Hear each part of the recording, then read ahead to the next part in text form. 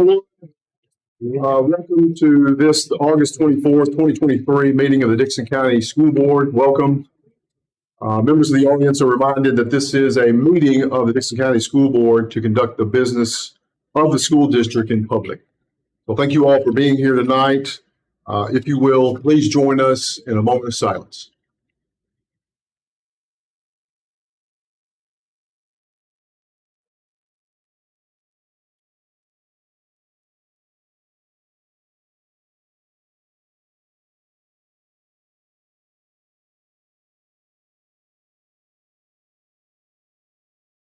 Thank you. Please join us in the Pledge of Allegiance. Mr. Sorrells.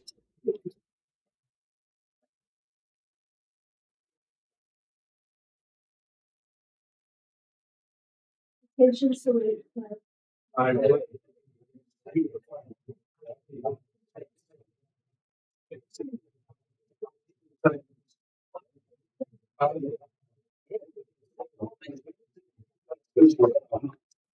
Well, ladies and gentlemen, tonight we welcome the Burns Middle School podcast. We appreciate it. Eighth graders are the part of the student council at Burns Middle School. That's application and faculty selection. So obviously they're outstanding students in the classroom, students in the office, and students on the ball field as we go. Each one of these are a part of the extracurricular activities at Burns Middle School. Very proud of them, Dr. Duke. Thank you for recognizing these students and letting them lead our pledge tonight. Let me introduce to you Miss Lily Brooks Scott and Miss Bella Sassy, Harriet Rainey,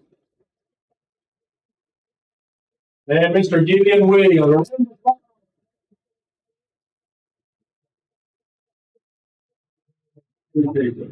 Thank you all for being here tonight, students. Thank you. Thank you for your service.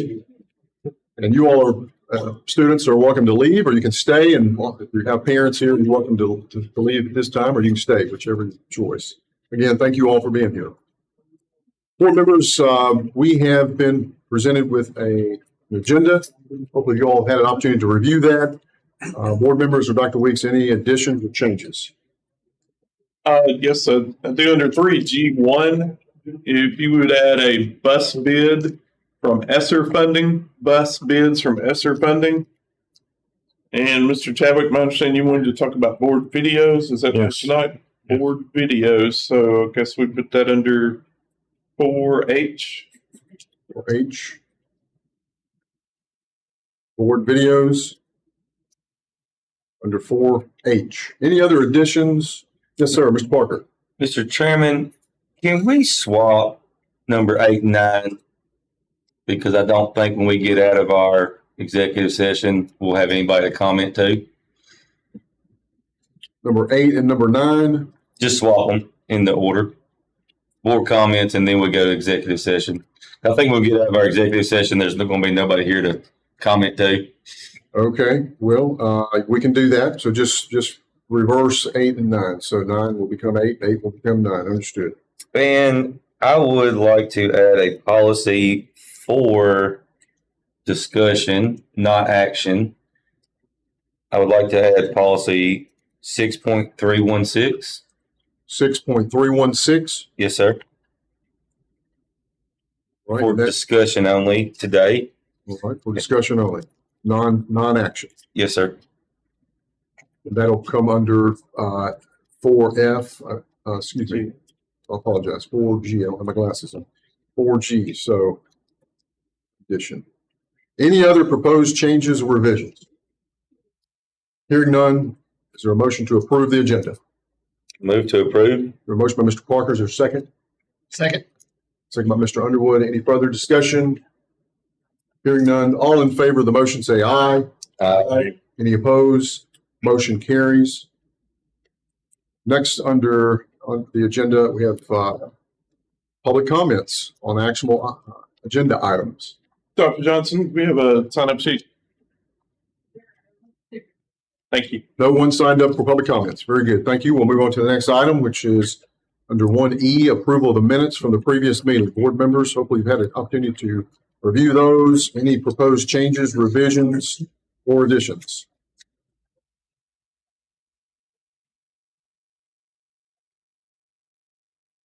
Move to approve. A motion by Mr. Parker to approve. Is there a second? Second. Second by Ms. Brogdon. Any further discussion, comments? Hearing none, roll call vote, please. Mr. Vanderburg, Yes? Ms. Brogdon, Yes. Mr. Haley, Yes. Mr. Chadwick, Yes. Mr. Underwood, Yes. Mr. Parker, Yes. all ayes. Motion carries. Next, under item number 2, recognitions, staff recognitions. Dr. Weeks? Members, every year the school district recognizes several individuals as a part of our awards program. And these individuals were recognized at our end of the year banquet from last year. So these are 22-23 staff recognition awards. And I would like to briefly recognize, and I'd ask them to come to the front if they would please, from White Bluff Elementary School and from Dickson County High School, Katie Miller and Riley Perkins. Katie and Riley, if you'd come up please.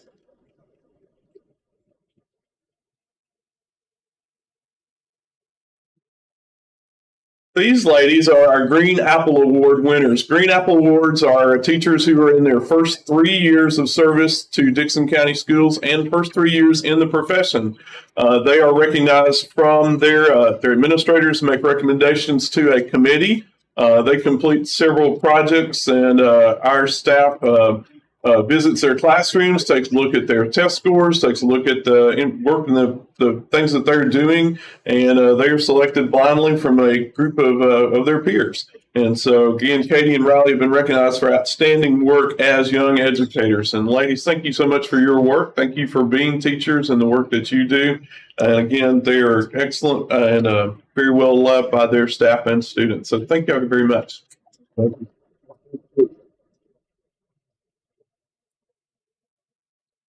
We also recognize from each division, we recognize a support person of the year. So this is a non-licensed person that performs. It could be an office worker, it could be a teaching assistant, it could be a custodian, school nutrition.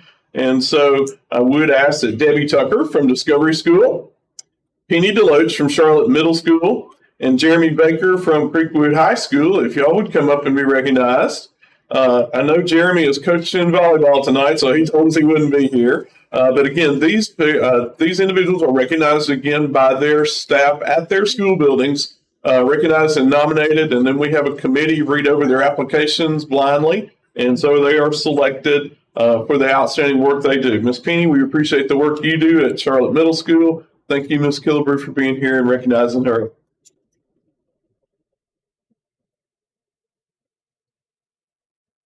And then finally, our teachers of the year. These are certified teachers that are, again, recognized by their staff. They complete an application process, submit that to a committee who visits their classroom, looks at test scores, looks at their information and the work that they're doing. So we'd ask Tracy Robinson from Centennial, Shannon Britt, Dickson Middle School, and Margie Shelby from Dickson County High School, if they would come forward. And so Tracy, thank you for working at Centennial, the work that you do there. We're proud of that. We are very honored to have you with us, and we recognize again the work that you do with students. Again, these are anyone who has more than 3 years. The only requirement is they are not planning on retiring in the next coming year. Again, they go through a rigorous screening process, and we are proud to recognize them. Each of the individuals that you've met tonight received a nice plaque and an award at our end of the year banquet, and so thank you all for letting us recognize that group tonight. Thank you.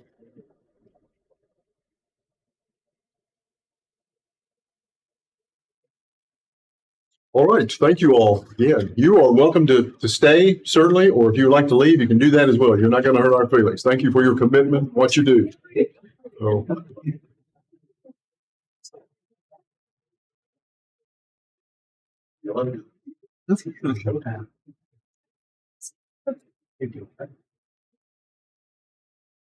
Miss Madden, you have to stay. We want you here. So next, under 2B, student board representatives and introductions. So we have 2 new student board representatives, and this has been going on for at least 10 years, at least, probably longer than that. Longer than that. Probably 12. 18. And on 15 years, but they're here then. I think that's probably right. Yeah. I thought they started. That's right. I lose track. I don't know. But at any rate, we have two new board representatives, student board representatives. We have Madeline Pinkney, yes? Pitney, I apologize, for Dickson County High School. We have Heath Albright from Creekwood High School. Welcome to you all. So if you want to give us a brief introduction of yourself, and then we'll proceed if you all have information for us about your respective schools. So Ms. Pitney, go right ahead. My name is Madeline Pitney. I'm a senior and I am going to Dickson County High School. Things have been very eventful on the Hill as the 2023-24 school year has begun. On July 27th, we held our freshman orientation at the lower campus for the first time. Students were split into two groups to cover all things Skyward and student schedules. Open house was held the same night at the upper campus for upperclassmen. Since August 1st, teachers and students have been hard at work on academics and extracurriculars. Tested subjects began common formative assessments on August 15th, and while the ACT is not being offered in August, students will have the opportunity to take it September 8th. August 4th, DCHS launched our first Cougar Pride campaign fundraiser. This fundraiser takes place of the previous magazine drive and is a 4-week effort raising funds for things like a new sound system, security cameras, homecoming funds, and overall school improvement. Not only are students participating, but the alumni are also raising money. Coach Hawley announced our top sellers at our assembly, and despite the juniors having the top seller, seniors have taken first place the past 2 turn-ins. We have gone back to assemblies at the end of the day, and freshmen are now being dismissed at upper campus with the rest of the students. Homecoming is September 18th, and we'll be here before we know it. Students had the opportunity to vote for our homecoming court, and the top 4 females and males were chosen. The homecoming court is led by Queen Isis Darden and King Trey Clark. Jostens has been at school to meet with upperclassmen about rings and cap and gown orders. All underclassmen have had the opportunity to take school pictures. We changed photography vendors, and interstate photography has far exceeded expectations. Miss Akins, our yearbook teacher, said they have been super easy to work with, and we have heard many positive comments from students, parents, and coaches. As a senior taking my class pictures, I was in and out of there in less than 5 minutes, so it was wonderful. Outside of academics, our school clubs and programs have been very active. The DCHS FA traveled to the Tennessee State Fair this past Monday, August 21st, where 26 members competed in speech contests, hog show, livestock judging, environmental, and forestry contests. Freshman Shiloh Schroeder won 2nd place for the 9th grade speech. This past Tuesday, our HOSA Club had the 2023 HOSA Picnic for its members. The club said they had so much fun and can't wait to spend the rest of the year with their members. In our youth leadership class, DCHS students met with Creekwood at the UT Extension office to take personality tests and participated in a desert story simulating a plane crash. Our arts programs have lots of exciting news too. The DCHS band is honoring band director Mr. Henson in his last show by naming their season's show in The End of an Era. Drama Club held auditions today for our fall play, The Play That Goes Wrong, and they also had their ice cream social and announced that the spring musical will be Anastasia. Not only have students been busy on campus, but they have also been busy competing for our school. Fall sports are underway. This includes volleyball, girls soccer, football, golf, and cross country. August 4th, our football team and Lady Cougar soccer team participated in the 41st annual Booster Barbecue Game to raise funds for sports at DMS, Burns Middle, and DCHS. The DC Athletic Booster Club said this event was a huge success and had one of the biggest turnouts yet. We want to thank Creekwood for hosting the annual Backyard Brawl. As far as I can tell, everything went well, including getting our 18-0 win. The Cougar football team is 1-0 for the regular season so far and plays Columbia tomorrow night at TCHS at 7 o'clock. The Lady Cougar volleyball team is 2-0 for regular season and will travel to Gatlinburg September 8th through the 9th to compete in the Rocky Top Classic. Our golf team is 2-1 for the regular season and will play 18 holes with 8 teams in Clarksville on Monday. The Lady Cougar soccer team is 3-0 for the regular season and leaves tomorrow morning at 8 to compete in the Smoky Mountain Cup in Gatlinburg this weekend, which they won last year. Our cross-country team was supposed to compete in their first match today, but it was canceled due to the heat. This meet is being rescheduled to Monday. Last but not least, our bowling team had its first tryout and the fishing and wrestling teams had their first interest meetings. Students are settling into the school year well, and we are looking forward to the events to come next month. Very good. Thank you. Board members, any questions for Ms. Pitney on what's going on at Dickson County High School? All right. Thank you. Mr. Albright, what is going on at Creekwood High School? Hello, my name is Heath Albright. I'm a senior at Creekwood High School, and I'm honored to represent my school on the Board of Education. At Creekwood, we are excited to welcome new students and see some familiar faces.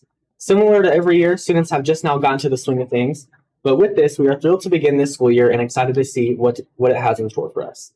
Starting with academics, adapted from our robotics program of the past, Creekwood now has a STEAM X program. It's robotics, but so much more. The S for science, T for technology, E for engineering, A for arts, and M for math. Our STEAM team members will compete in competitions in the future in those subjects. Additionally, our work-based learning students have successfully reported to their assigned work sites for the year. Our business entrepreneurship students, also known as the Hawks Nest Press team, will travel to Stuart Burns Elementary School soon to install over 40 window vinyls completely made by students. Also, seniors have begun preparation with skill-focused groups to gear up for the ACT retake in October. In sports, last Friday night, Creekwood hosted Dickson County High School for the annual rivalry game. Although we might have not had the outcome we hoped to get, the energy and community togetherness that night creates is always something special. This means we also had our first pep rally of the year. School spirit was at an all-time high as the seniors came away with the Spirit Trophy. The cheer squad and our newly formed dance team performed hand in hand to amp up the crowd. This Friday, our football team will travel to Lewis County.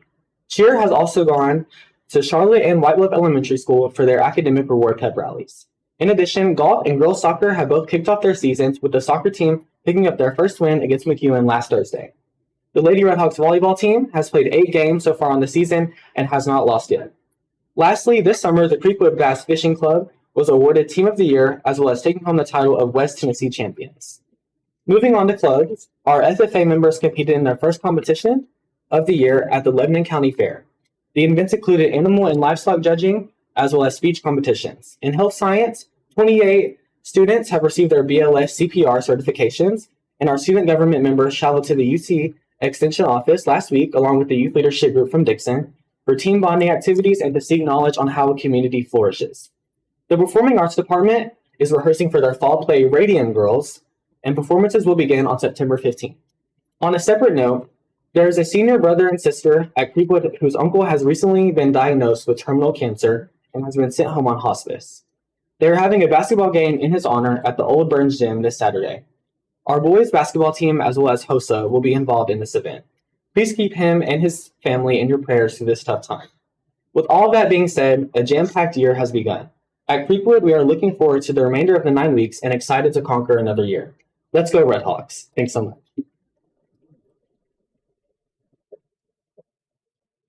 Mr. Albright, board members, any questions about what's going on at Creekwood High School? A lot going on at both schools. We welcome you here, and you're a board member, so please, if you go over topics or issues, you're welcome to comment and chime in. We want to hear from you. You're representatives of the reason we're here. Okay. So thank you for being here tonight.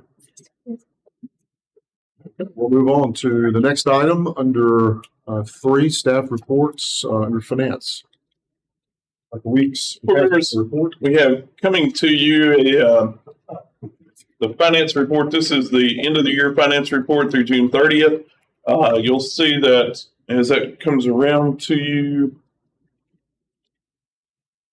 you'll see we ended the year with $81.9 million in revenue, and you'll see that's 108% of what we had budgeted for the year. We have enjoyed a healthy economy, which is through mainly sales tax, been very good to us there. Our expenditures were 91% of what we had budgeted at $76.1 million. And again, I thank our department heads for watching their budgets very closely, being very conscientious about spending dollars, being very conscientious about making sure we're providing the items that are needed. But again, as we plan and budgets again our plans, that we are held underneath that what was budgeted. In terms of revenues, you'll see $11.5 million came from property tax, 111% of what we budgeted, and $19.9 million came from sales tax, 140% of what we budgeted. So again, very blessed with those numbers coming in. and we've been able to do good things with those dollars. Our main expenditures that we look at are utility bills at right at $2.7 million, still came in under budget. Diesel fuel turned out much better than we projected, 514,000, and gasoline at $81.2 million. So you will see that those expenditures have changed very little since we had our last meeting, and so our document that's coming around now is the end of the year report, and so this will be has been prepared and will be filed with our auditors and shared with our auditors when they come. So the documents that you see through June 30, and then you'll see the quarterly reports again. These are going to mirror each other because it's just a little bit more detail where you'll see the budget amount, the amount that we received or realized, and then the percent of those line items. Again, so you'll be able to see each one of those on a line item basis. This is after adjustments and after budget amendments have been made. So that's the 141 fund. 142 fund is included in that document. You'll see 142 again, just dollars that we receive from the federal government, dollars that go out to the federal government. And then the 143 School Nutrition Fund, and congratulate them for coming in under budget again. And 143 our school cafeteria funds, and they've done a good job with their funds this year. So again, these will be end of the year reports for the date ending June 30th. So we need approval on the final report so we can send those to county commission, please. Board, you have received the summary and the proposed final report for 2022-2023. Questions, comments, thoughts? I think you said 81 million on gasoline. If I did, that was a mistake. It's 81,000. I'm sorry. That's a lot of gasoline. That would have been a lot. Yes, sir. Other comment, question, Mr. Parker? When was this finalized? Yesterday, about after lunch yesterday. Because we have to wait. Help me understand why we waited till yesterday. Like, I mean, because this budget goes up till yesterday, I guess. No, so it included closing out. This was last year's budget, so Okay. it included closing out all the closeouts that we had, making sure we had all the revenue in the right line items, right places, making sure that particularly the receivables are accounted for from the trustee's office, and so. That's correct. It's just this is finalizing the last fiscal year, and it's making sure that everything is in the proper places, and that just takes time to get that done. Yes, ma'am. Mhm. That end of the year comes the end of June, right? Right. So It's June 30. July 1st is the first. Yes, sir. July 1st is first. Other questions or comments? You gotta take it to the commission for, let them know to close out the fourth quarter, I guess. Is that We carry each quarter's report, first, second, third, and fourth, and so this will be the end of the year, so they approve it so that it goes to audit.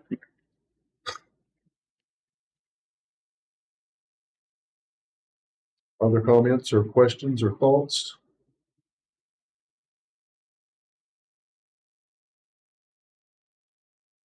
Is there a figure on total of how much overage we had in terms of dollars? I mean, I guess you could go back and add up things, but it's there. Roughly $5.8 million. Going from the summary sheet that came around first. Yeah. If you take our revenues at 81.9 million, take away expenditures of 76.1, that's roughly $5.8 million.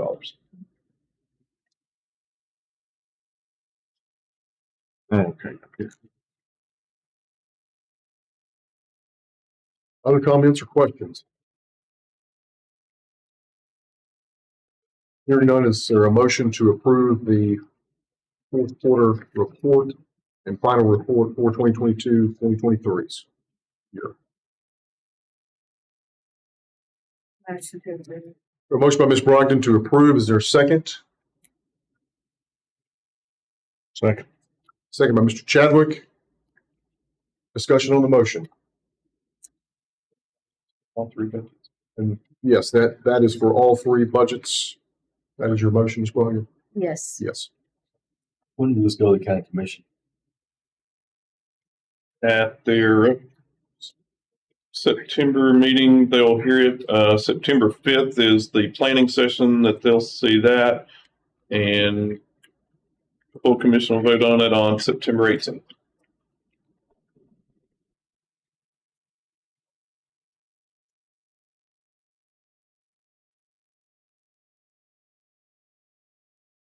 Other discussion on the motion?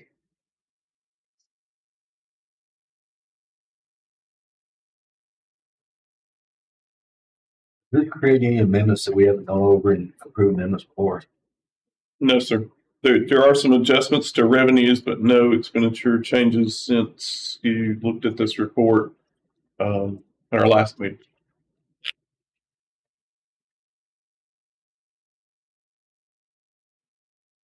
Any other comments or questions? I have a comment. Yes, sir, Mr. Parker. So it's a lot to look at right now. I wish we can get it just a little bit earlier, even if it was done yesterday at lunch. You know, we just email it so at least can do a little study. I feel good that Ms. Brogdon motioned because I trust her judgment on a lot of the finances things. But I do wish you can get it before vote time to take a better look at it without, I guess, being pressured to vote a little bit, if that makes any sense. That was just my comment. Thank you. Any other comments or questions? Hearing none, roll call vote, please. Mr. Vanderbilt, Yes? Ms. Brogdon, Yes. Mr. Haley, Yes. Mr. Chadwick, Yes. Mr. Underwood, Yes. Mr. Parker. Mr. Parker, Yes. all ayes. Motion carries. I guess next under 3C of the week's maintenance request to approve surplus list of items. Board members, on page 8 of your packets, 8 and 9, you'll see a list of surplus items. These come from both our maintenance department, food service department, and then excess items that schools have said are not necessary. We share those list of items with other schools. So if for instance, someone has a table or a desk at one school that they're not needed, they ask other schools, and that goes through, and we share this list with those. So if someone wants those, we transfer those between buildings. However, these items, according to Mr. Clifton's collection of these, have no useful service for us, and so we would ask that you declare them either useless or surplus items. We would like to sell those in our upcoming auction.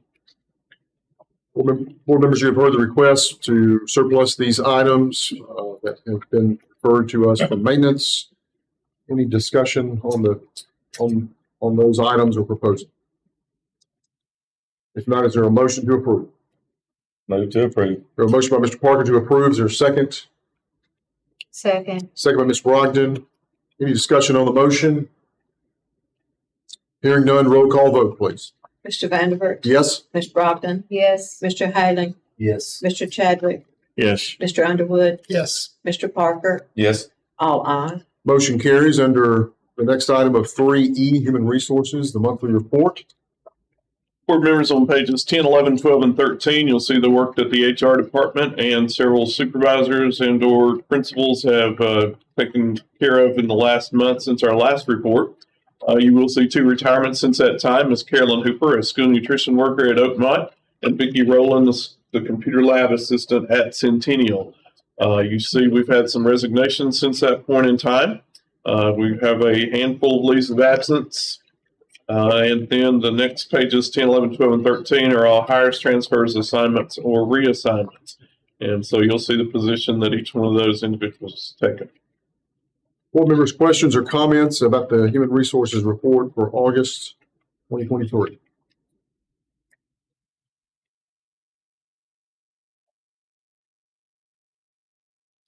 I would say to Ms. Hooper and Ms. Rowland, thank you for your service, especially Ms. Hooper, who had served as a school nutrition worker for 39 years. So thank her for her service.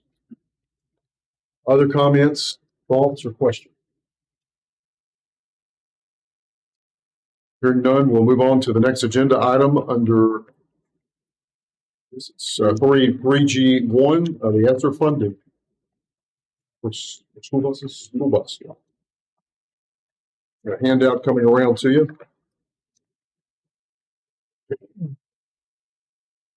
3G transportation ESSER funding for buses.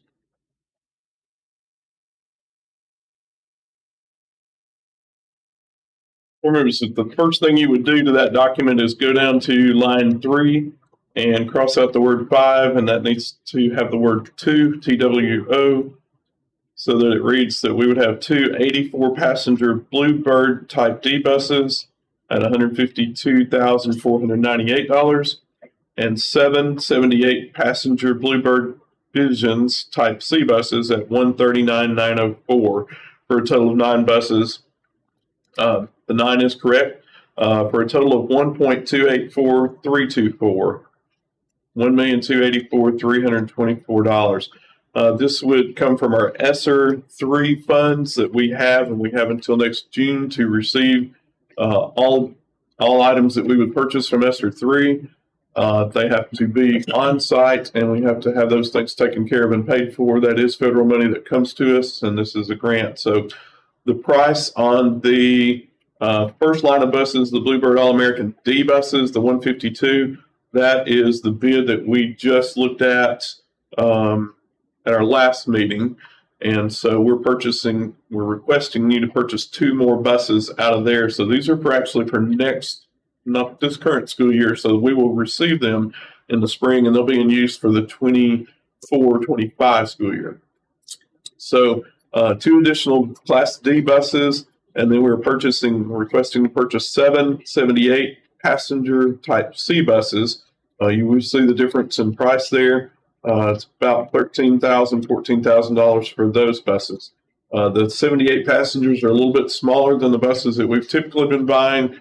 These are conventional nose buses, so they're the ones that have the nose in front of them. That's it's going to be new to our bus drivers, and we have talked about that. It's going to be a little different approach to maintenance from our mechanics, but they've guaranteed us that they will be in February or March.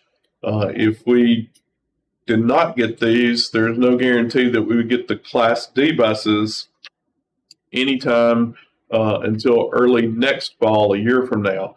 So in order to purchase these with ESSER dollars, we're requesting that we purchase those now. You will see the contract number there. This is from Bluebird. We received that notification today.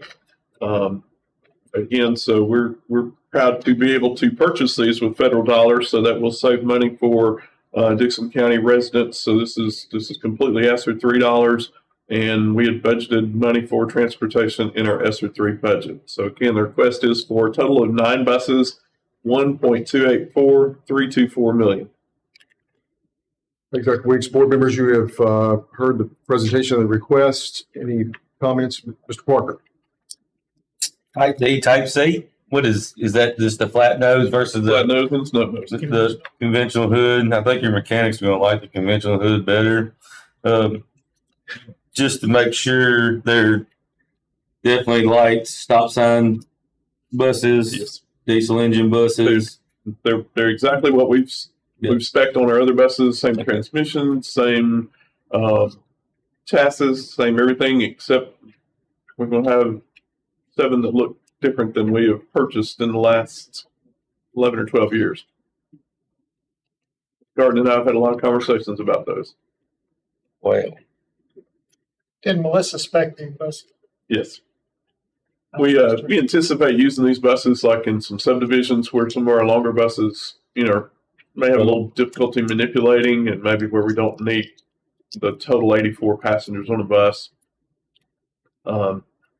When we put the money in the budget, is that what we did right here when we have the school buses in the budget? Is that where we're getting this from, I guess? This is coming from ESSER 3, which is a federal dollar. So we had budgeted in ESSER funding for buses. Again, when we started talking about when we need to bring those to the board, when we need to start talking about ordering them, I had Ms. Garton contact Chuck, and Chuck said there is no way to get transit buses guaranteed, because again, if we don't get these in and don't get these paid for, we can't use ESSER dollars on them. So we started talking about what could we get in. He told us he could get us 2. And then, so we know we need the buses. We know we're going to use those. And so we spent the majority of our time talking about the conventional nose buses. So Ms. Garden spec them, she likes them, that's what she wants to do. I'm not sure we're going to use the word like. We're going to, this is a little bit for us, because we have a long history of buying transit buses, and these are going to be the first ones I've seen in Dickson County in 11 years. So we're asking for approval. Yes, sir. Motion to approve. Motion by Mr. Parker to approve. Is there a second? Second by Mr. Underwood. Any further discussion on the motion? Yes, sir, Mr. Haley. On the, these are coming from ESSER dollars, so on the budget, the buses are itemized as transportation equipment, is that correct? Yes, sir. So that is 668,000. What will come of it if we're using ESSER money to buy these buses this year? In our general purpose budget for this year, we'll reallocate that as needed. So you would see budget amendments for that if it goes outside of the transportation category.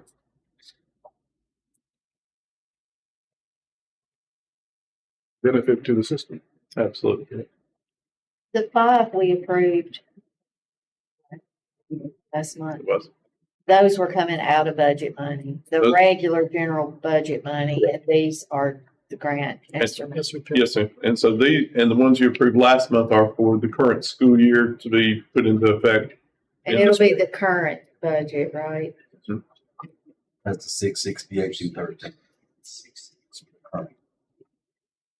Not holding the dollar amount, but that line item is the amount those 5 buses came out of. Yes, sir. 790, I think it is. 790, 799, transportation equipment. 729. That was something that we approved about that was budgeted. This is last year. Oh, yeah. You're not seeing this year's budget numbers yet, Mr. Haley, unless you've got the current year budget in front of you. And I thought I had it from it, But there was over 700,000 that was budgeted in the 23-24 budget. And we have already placed order for those buses. I guess that's my question. Those 5 come off of the 23-24 budget, not the 22-23 budget. That's correct. Other questions or clarification? I will just state for purposes, we talk quite a bit, making sure, because there's a lifetime that you can use buses, and so these don't get put into service until we actually license them and put them on the road and start using them. So we'll be okay holding those on our lot till next number of them. Will our warranty start at that point also? An in-service date on the bus? Warranty starts the day we put them in service, Mrs. Gordon. Perfect. And that, the time frame is usually what about? Life signs. I thought that was that. 17, 18 years. Right. depending on 16 years. Inspections. And then the warranty will start. Other questions or comments? Hearing none, roll call vote, please. Mr. Vanderbilt, Yes. Ms. Brogdon, Yes. Mr. Haley, Yes. Mr. Chadwick, Yes. Mr. Underwood, Yes. Mr. Parker, Yes. all aye. Motion carries. Next, under 3H, Student Services, Special Permissions. Board members, we have 2 special permissions on pages 14 and 15 in your document. Hosts of leadership from Creekwood, Ms. Wert's class, going to Antioch, Tennessee for a camp experience on September 8, 9, and 10. Ms. Clements from Dickson County High School volleyball tournament in Gatlinburg, 9-8 and 9-9. And then I had two come in recently that I'd like to add. Dickson County High School, Miss Jill Butler would like to carry the choir to Charlotte, North Carolina, 322 through 325 of the year 24. Charlotte, North Carolina, the choir is going to participate in something called the Carol Winds Choir Competition.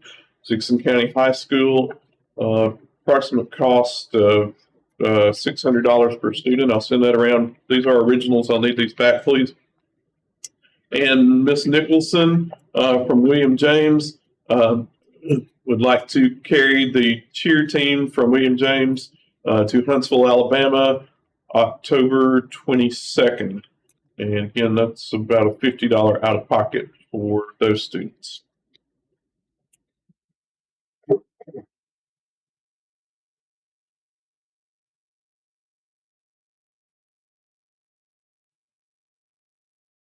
Board members have opportunity to look at those.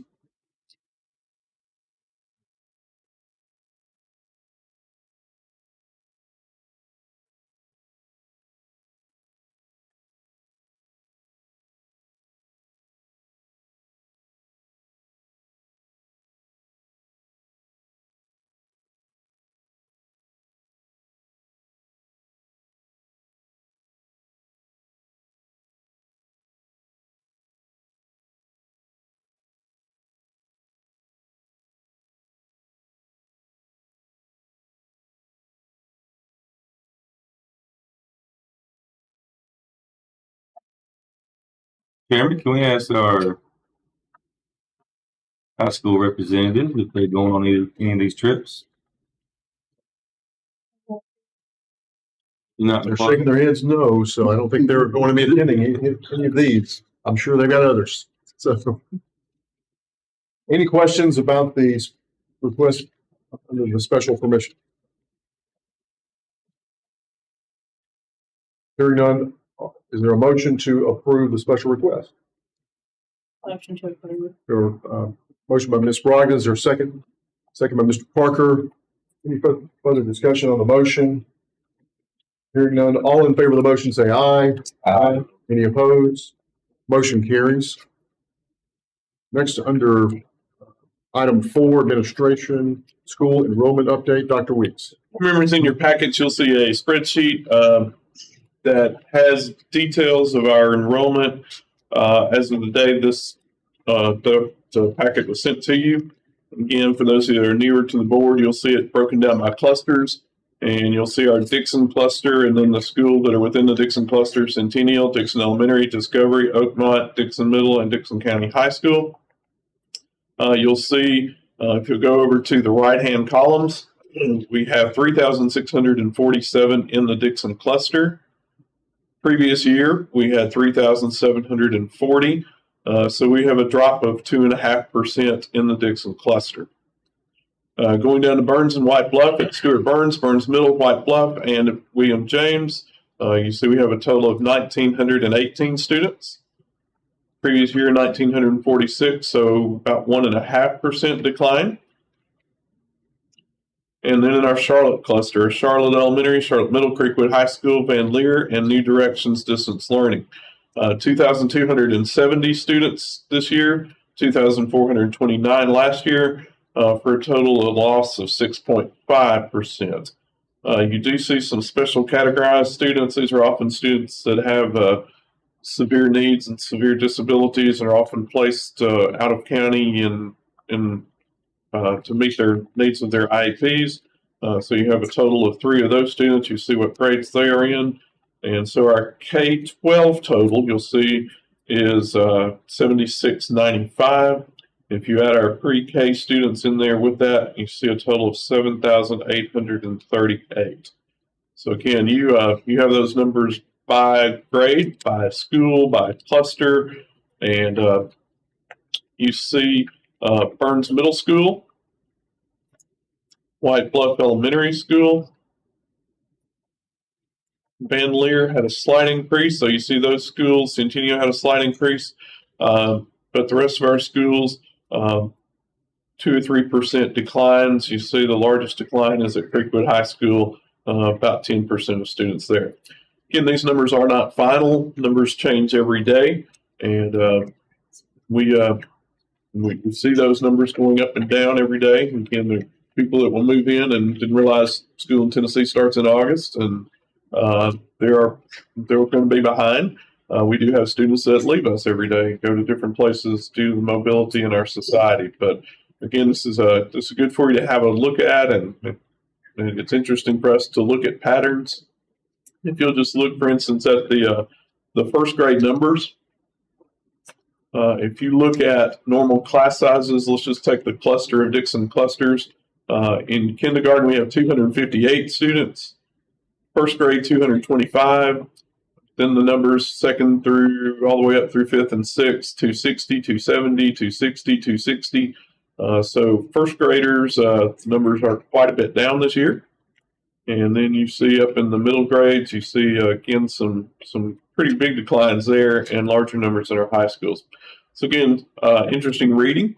But also we have talked to our students and our staff. We talked to our staff too, because of the TISA funding model. Remember, that is all student-based this year, and it counts every day that a student is enrolled. And so as students come and go, so do state dollars come and go now.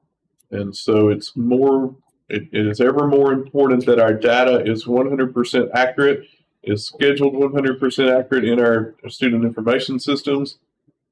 When a student shows up, we need to get them on roll, we need to get them in classes, because the funding dollars go exactly like that according to the new funding model that we received from the state.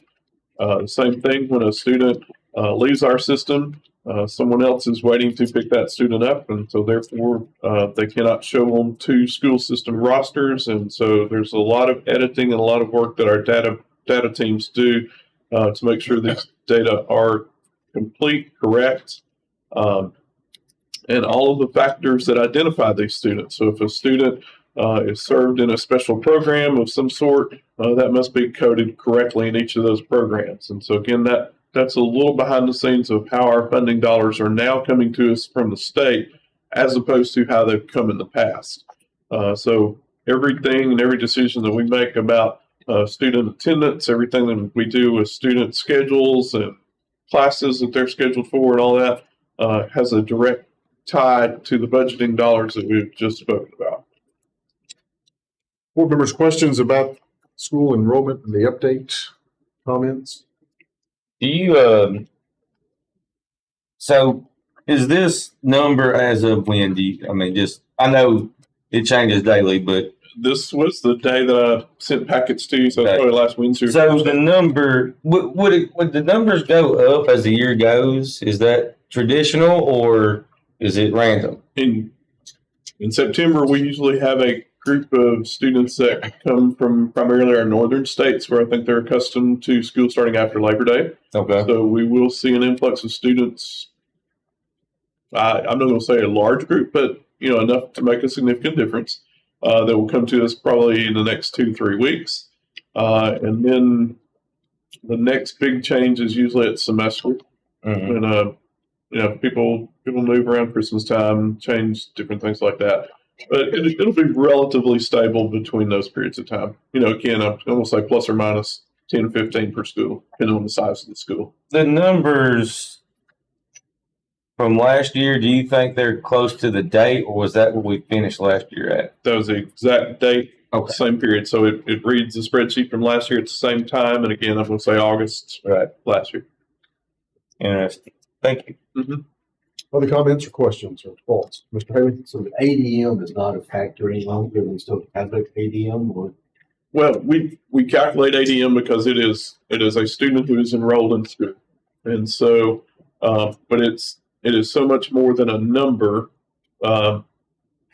As long as I've been in education, our ADM would generate a certain number of dollars based on a student attending school. So now, for instance, if Mr. Van Voort were to enroll in third grade, we would know he's a third grade student. We would have to know in code if he had any learning disabilities, and so different learning disabilities generate different amounts of dollars. So if a student comes to us and maybe they're served on consultation, that generates a pretty low level of dollars. If they are severe needs and we have to have a nurse or an assistant with them all day long, they're going to generate many more dollars. So it is purely based on looking at that student's data, how we code that student, and what needs they have. Go to high school, because I think that's an easy one to understand as well. When a student is enrolled in a CTE vocational class, we look at the vocational classes that we offer, and those are each graded based upon if it's a high demand career producing program. If it is there's a high salary program, and so we look at the programs that we offer. So if a student were enrolled, we use home economics, the family consumer sciences, they produce lots less dollars than, say, a construction class would. So a student who's enrolled in home family consumer science is going to earn less dollars for us than a student who is enrolled in a health sciences program class. And so again, that helps us strategically plan for the future, because the state tells us which classes and which programs are in high demand and produce graduates and produce the jobs that their students are looking for. And so we try to program likewise to make sure that we're having those classes available for our students to take. You formally created a lot of jobs across the state for the county. Emily Murphy is our student data manager, and she is busy full time. And I would say I'm going to compliment our special ed departments and our 504 departments. They do the same thing. So if a student came to us today and we had a 504 team meeting, they have to get that in the computer, have to get it accurate, have to get it typed in exactly correct before we receive any money for that student. And no matter if we're serving them here, no matter if we're serving them in a facility. So it's no longer, I think we had a discussion 4 or 5 years ago about school numbers and school sizes and things like that. It used to be that they would fund us based on how many principals we had and how many librarians we had and things like that. That doesn't apply at all anymore. It's all about looking at an individual student, knowing what his individual characteristics are. I think they call them unique learning needs. It looks at third graders to know if the number of third graders we have who were proficient or advanced on TCAP tests, and we get extra dollars for some of those. I mean, it's very detailed, very specific.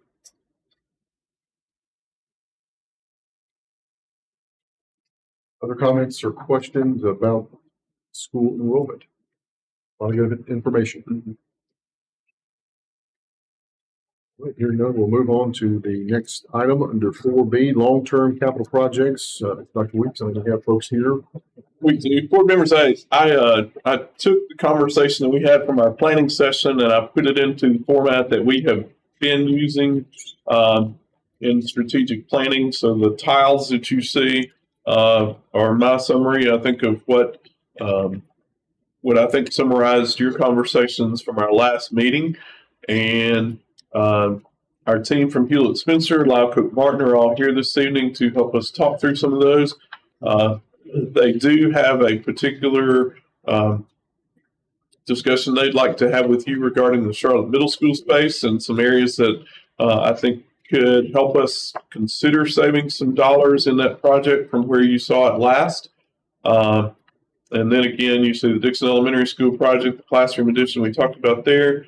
I added the short-term capital projects there just as a general list that we had talked about. And then we had eventually talked about some CTE space at Creekwood High School and central office space. So, Brad, Jamie, I'll turn it over to you if the board pleases, and we'll just let you Mr. Spencer, talk please. to us about that.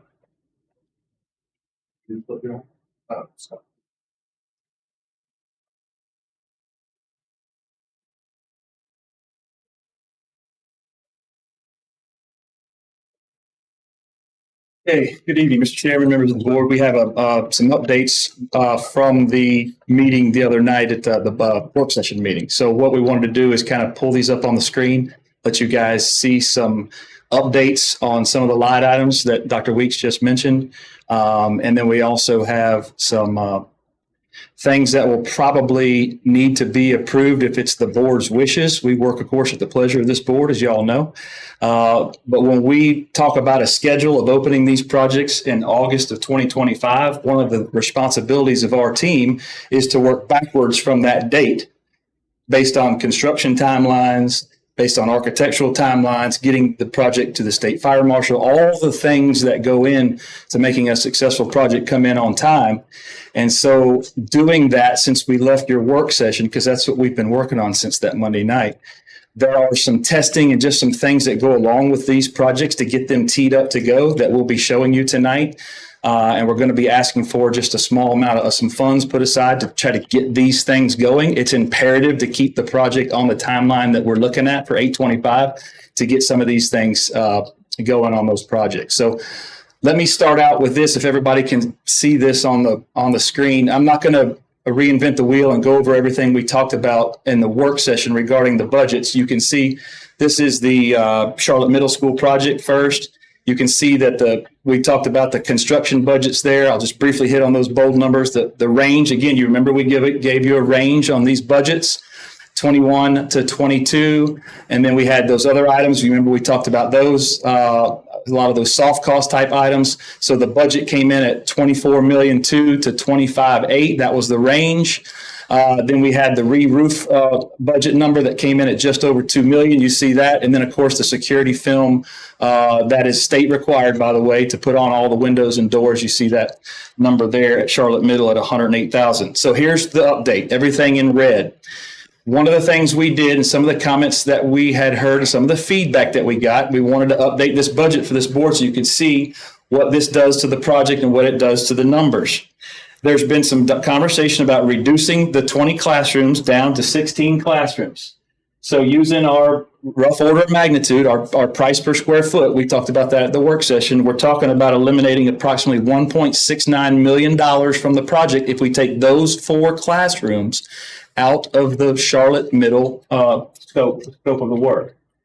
There's also some discussion about some work at the kitchen and cafeteria, and that if we didn't do that, and that it's kind of been updated, and maybe that work doesn't have to be done. Maybe the way that kitchen and cafeteria is now, and this is really more in Brad's to speak on, if that work didn't have to be done, we've got VE items that can bring those numbers down. You see that if we remove the existing kitchen renovation that we had budgeted, we're talking about almost $400,000. Removing the kitchen expansion and reorientating the cafeteria. And you remember the drawings where we had shown those, and we do have those on here, Tyler, if we need to review those. So we got $200,000 savings there on the budget. Cafeteria renovations, $385,000. And then there was the way the vestibule was drawn, and we've kind of talked with Brad a little bit about this. One of the VE items that Bell talked about was kind of reducing some of the vestibule area. It's kind of a double vestibule, really, Brad, and we kind of thought we might be able to make just one vestibule instead of the way we had it drawn. Just a VE idea to toss out there, and so that's another $100,000. So we're talking about lowering that budget at approximately $2,770,000. Which takes the Charlotte Middle School project, down quite a bit as far as the budget range that we gave you. So again, this is just information for this board to have. It's work that's been done since we met with you at the work session, and we wanted to present that tonight. You have copies of this. We don't have hard copies of this. And can you scroll back down so I can take a picture? Sure. I mean, a hard copy to be able to look at and study, would be a lot better. Am I okay? You want it to be a secret, and I don't really understand why you want it to be a secret, because you don't want us to hold you to this number in 3 years from now. But it's hard to study something, and you put it on in a public meeting and not bringing us a copy of it. I don't understand that. I don't. You want us to vote on $24.2 million. That we can't bring home and study on it. But keep going. I won't take a picture of all of them so that I can study on it. All right, Mr. Sure. Spencer, please. May I Sure, yes, sir. respond to Go that? ahead. What's, First of all, we were instructed not to bring hard copies. And the reason why a lot of times when you're in a budget scenario and you bring hard copies that end up into the public's hands and gets possibly printed in the paper and so forth, all the things that can happen when we put things out there, you just kind of usually are a little bit careful with that. So until we're Public meeting.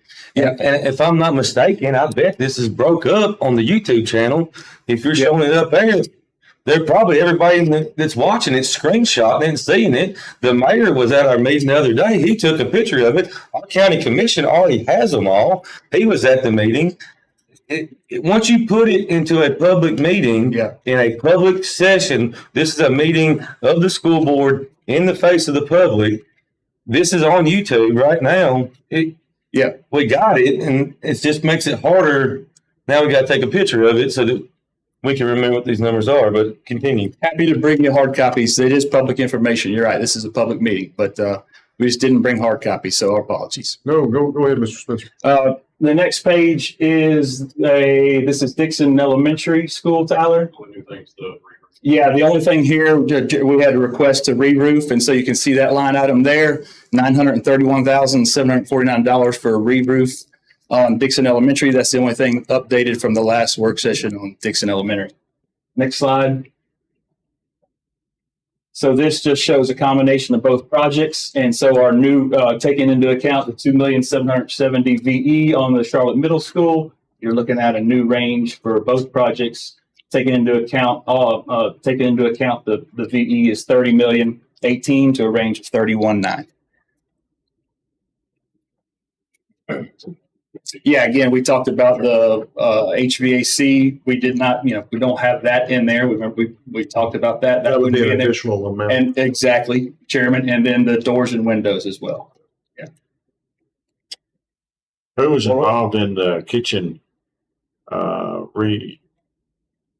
reorganization?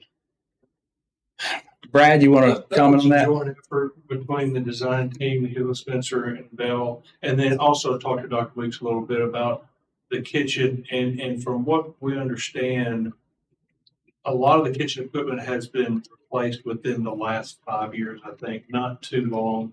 There may be some equipment. We haven't done a thorough inventory of every part piece at this point, at this level of schematic design.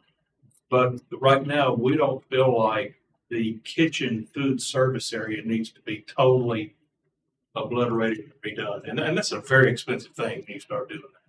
So no one works in the kitchen that was involved? Mr. Williams, Yeah, our school nutrition supervisor is. but so the concept would be to use as much of the existing equipment and kitchen and food service area as possible. And then the expansion would really cover the additional students in dining area, because you're going to have that with whether you go 16 classes or 20 classes and 400 kids approximately, or 500, you've got a seat for children. So that's what that would be targeted for, the expansion phase. I was thinking in terms of the cafeteria manager who actually works there. They had no input. Well, we're not even at the end of a schematic design package. It's in the middle of schematics right now. These are pretty educated guesses, so to speak, on that. But we did ask for input from the school system, and without digging in with our food service consultant and all that kind of stuff, that's where we are right now. We have a really good food service consultant that did Burns Middle, and his fee is not part of this first phase of work we're doing, but he will be in the next phase of work. I guess one thought could be is just to leave it in for now, and it's something that we could look at removing if we get on into it, decide it's not a necessity. So, but I think we continue to leave it in. Was there growth in the cafeteria space, or were we just redoing the kitchen? Well, the concept was to add to or modify or revamp some of the food service area. But the real beef behind the addition there, or the real kind of meat behind it would be to add dining room space, because I know you got to do that when you have to keep the student camp. Get one shot at that space for the dining room. You can always expand the kitchen later on into it if you have square footage built out. So, and I guess that's what I saw, the reduction in classrooms. The other item, I just don't recall us discussing that. Maybe is that something that happened since we had our work session, or did that come out of our work session? Did I miss it? I'm not familiar with. We're cutting back from what we just added those for. What's the thought process behind that? That was if the Discovery School was to go somewhere else. New direction. I always say it wrong, don't I? New Directions Academy was to go somewhere else, then we wouldn't need those 4 classrooms. And so we wanted to see a budget for those 4 classrooms being taken out of the scope of the work, knowing that New Discovery might end up somewhere else. That was the thinking, that's my understanding. Thank you. Yes, sir. I do recall that being a discussion. I don't know if we necessarily said let's remove those 4 classrooms, but it was a discussion of how we could remove that. So again, So maybe if NDA is moved to another campus or its own campus or something like that, then we will retain that back wing that, so you wouldn't need it Yeah. potentially. You'll get a net 16 classrooms. If New Directions moves to another campus. If that place was occupied by New Directions, then you'd only have a net 10 classrooms, even with 20 new ones. So it actually helps you for the next great number of years. Maybe I was misunderstanding, but my recollection is that if NDA was moved to be on a temporary basis while we did the remodel, it didn't come back to that pod. So is there some thought process if it goes to a different location that it won't come back, or it will be a different size needed? Maybe I'm not following what the plan is for NDA, and don't want us to somehow unknowingly alleviate a space to come back to here to now, and we did that then. So I guess that's probably more of an administrative question on our end, but for us, subsequent work section is where is the NDA going to be when this is built? If we don't build space for it, we can't come back. Then I think the temporary talk I've been hearing was to go to the old Oakmont while we was building, but the old Oakmont is not a permanent place in its current condition. In my mind, it's not.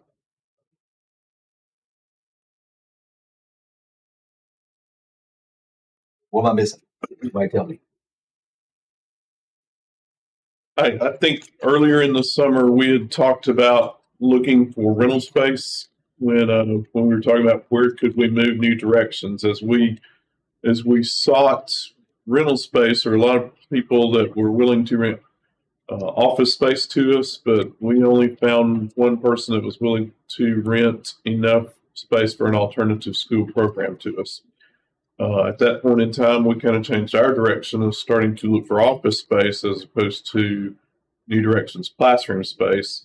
And we had 3 or 4 options for office space that we had talked about and we had looked at, and I shared that with you, that I was going to be requesting some dollars to rent some office space. Since we had that discussion, we compliment Mr. Williams, who approached us and said, well, we have a lot of space at food service and a lot of space in the old Oakmont area that they would be willing to consolidate for a short period of time and help us by saving money by doing that. And so Dr. Faulkner, Mr. Williams, and I had explored that opportunity on a temporary basis, moving New Directions Academy back to that Oakmont space, the old Oakmont space. We talked about that again. I think it's been a long, ongoing conversation that I would prefer to have New Directions Academy space more centrally located within the city limits, or at least more centrally located for the county. I do think the city of Dickson is a better place for that facility. But again, the decisions, just in some conversation about that, and then when the architect team approached me and said, "Well, what do you think about saving some dollars?" Because I think one of the criticisms I heard most about the presentation that we heard at our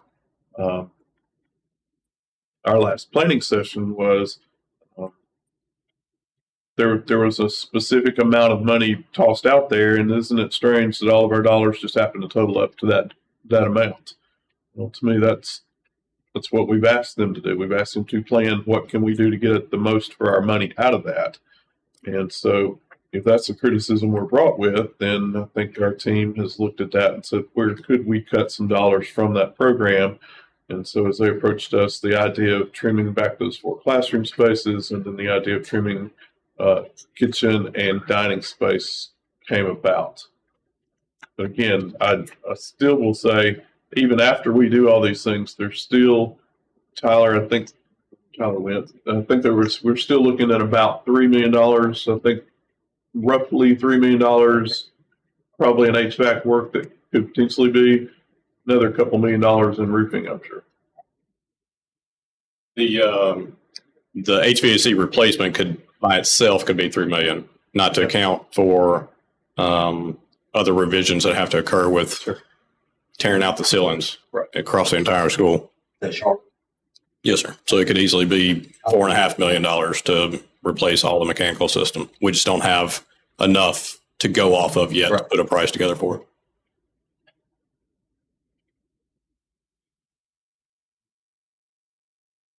So this has been the kind of the culmination of trying to get from our discussions that we've had, trying to take that and reshape it to meet some of those concerns and considerations what I'm hearing.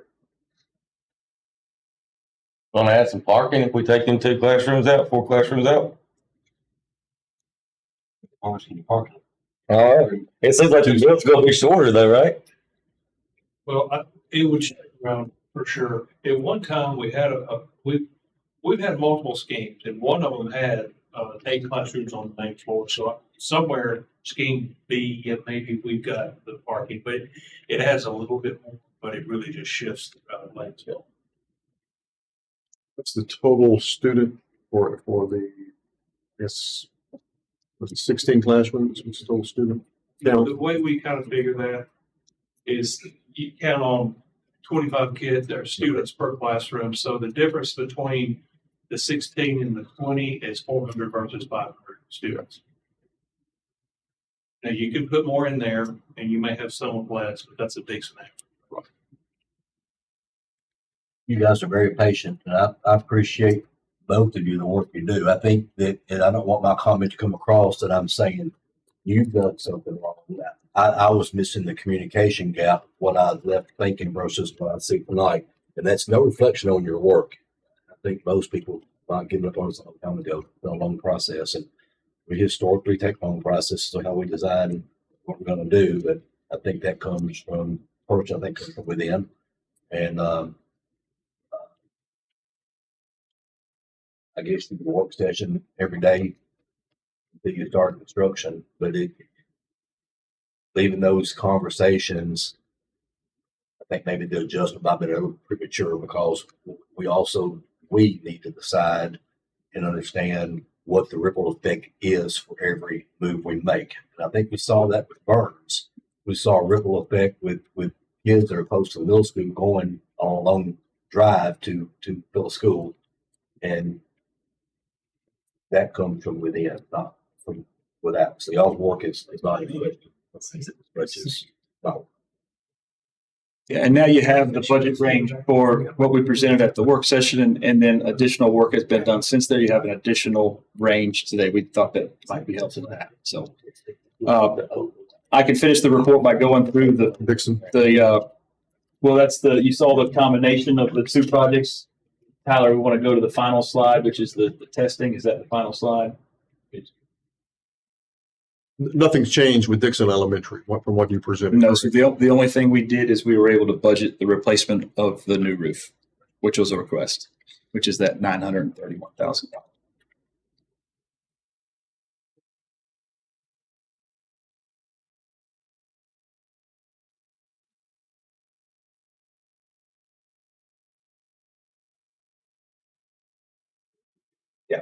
So this is the request to the board tonight regarding the schedule and to keep these projects.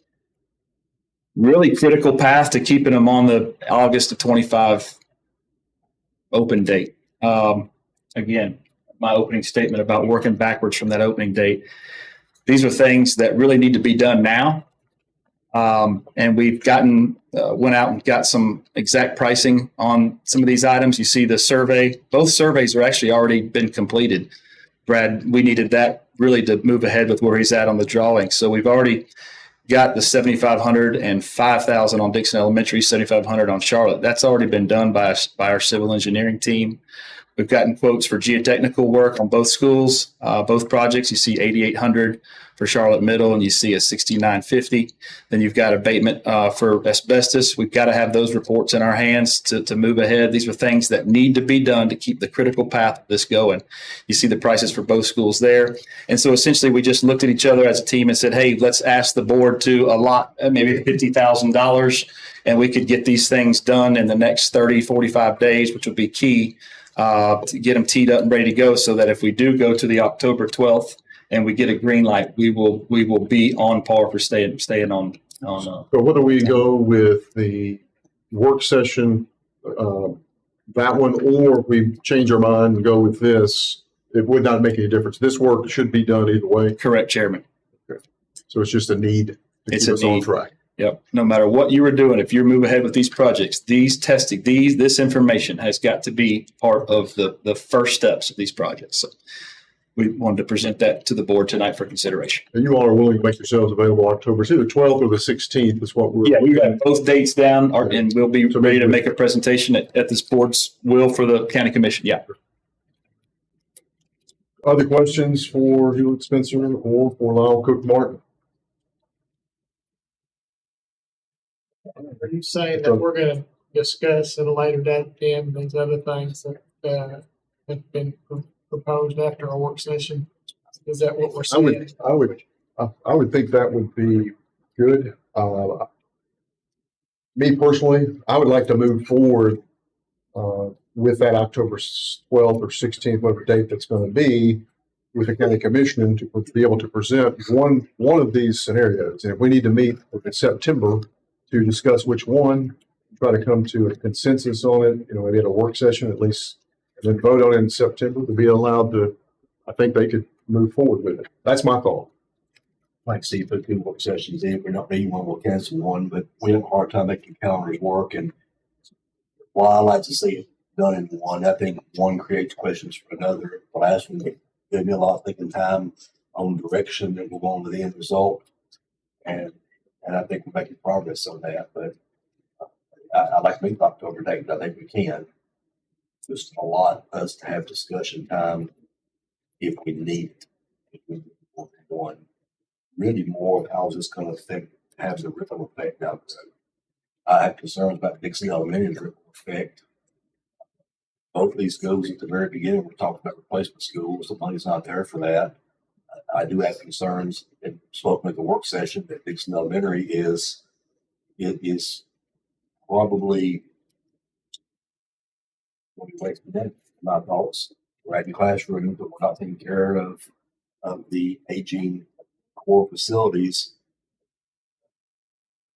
It's more of the discussion. We need to bypass that and go to the next major project, as opposed to that with this money. It can be done by October. It can be done just regular week in September.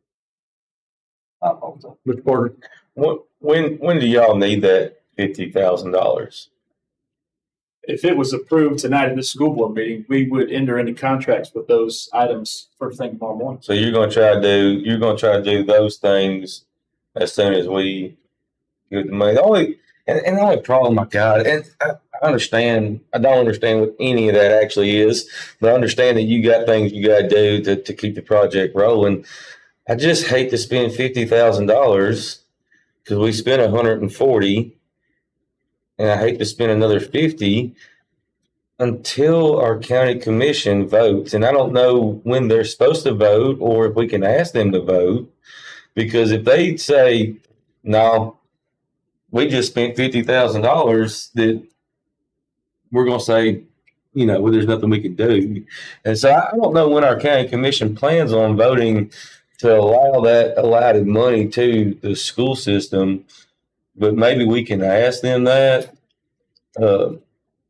because ultimately we can't do a project like Charlotte or like Dickson ourselves without the help of the county's money. So for us to keep moving forward and spending money, we'll have to ask the county commission to spend the $50,000. Ain't that right? No, can we do that?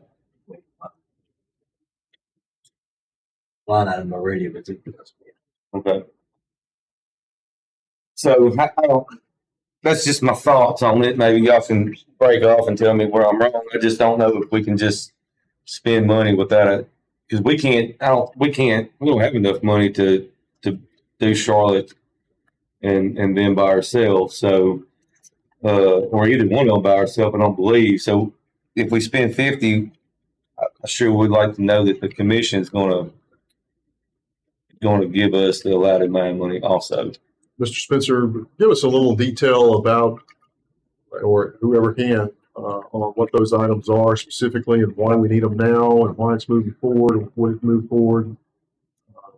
Sure. So the topographic survey is something that the civil engineer uses to get the lay of the land. It's literally how the land is laid out, the different slopes. They use that to form their basis of design of how the building's going to sit, where the drives are going to be. The geotechnical report, they will go out and bore test spots down where the footings are going to be, where the drives are going to be. They're checking for rock. They're checking for unsuitable soil types. And let me stop you there and ask. So we might find something that would result in, okay, we need to spend another $1 million because we've got rock here or whatever amount it is.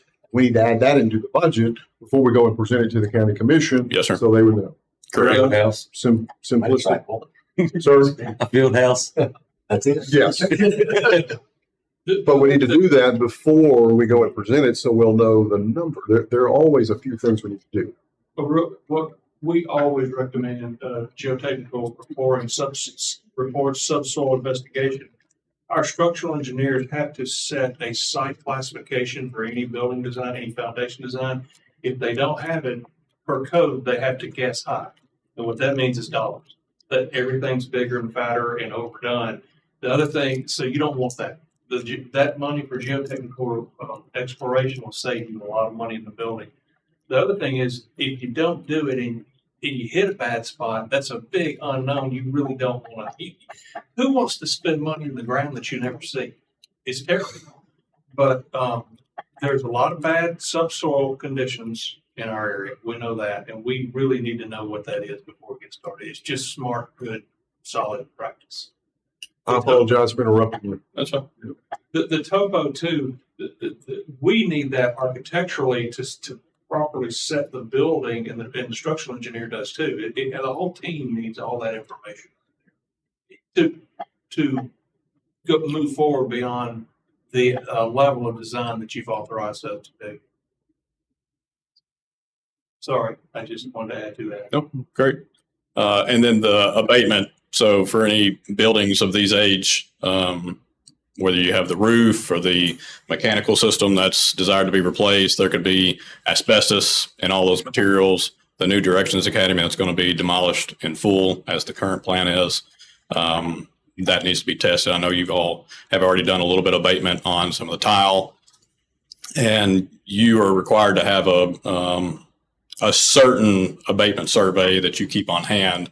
But what we as contractors require is more extensive than that, so that we can get it to the correct contractors to know what they've got to do to take care of that material. So it's just more work to put those surveys together. Not unusual to have this information before you go and present to a body to ask for funding. What's the standard? Is there a standard? Well, like Brad said, right now in the budget that Bell Construction's put, they kind of have to, when you have less information, you have to plug money into that. Does that make sense? Yes. So that's what is being budgeted right now. These things really can ultimately sometimes help the budget if we have additional information, like Brad said. Or it might turn out to be that this is not the place for the project because of X. Could be a Hope not. good karst under there. Yes. Yeah, Yes. we don't, you're right. We don't know that. What's the additional miscellaneous?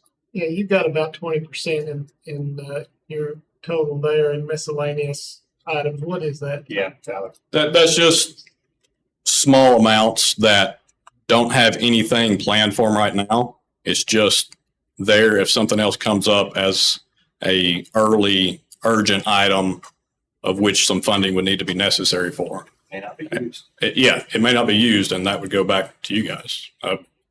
In this case, you find something when you start digging, you don't have to come back and ask for the other houses. Yes, sir. Correctly. And Bell and Hewlett Spencer, we don't have any fees on any of this. This is just straight budget costs from our consultants. You don't have to convince me it's needed. I understand those things, and they're smart business to do. There's no question about it. My only thought is, I think we've all moved forward. We've had money allotted to plan Charlotte. I think that's certainly the direction. I just have concerns that I'm spending it for the Dickson Elementary at the same time, because even if the money's approved in 3 months, we've got to start tearing down that building and make room. But in Dickson Elementary, we're adding classrooms. That can be done at a later time. Dickson Elementary stay on track. You're going to have an abatement survey on that whole building, no question about it. If we don't build a building, abatement survey, we need that stuff done anyway. So the split it up is, from my standpoint, I see it in Charlotte.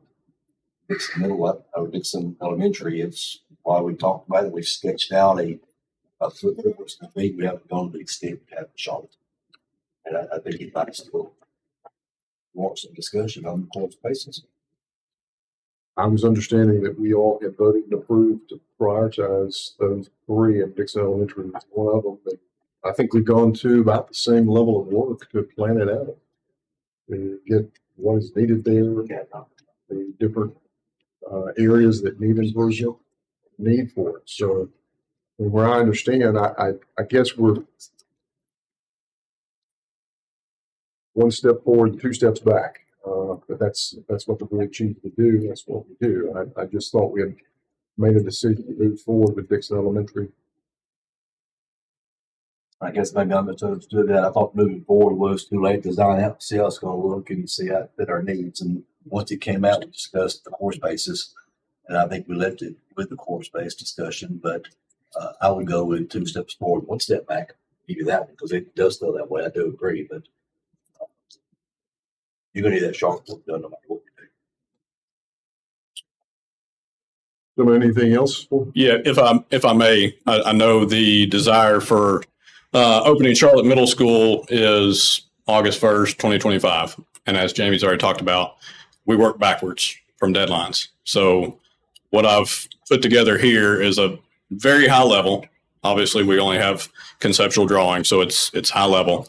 But basically, if you zoom down or scroll down just a little bit, you can see that the very bottom is based on hitting an August 1st, 2025 completion date. I'm sorry, it's just the way it's formatted. You can't see all of it one time. And I hear every bit of your concern on approving $50,000 ahead of having the county commission's approval in October. But if you look at the schedule, you can't wait till October to start some of these early expirations if you want to hit August 2025.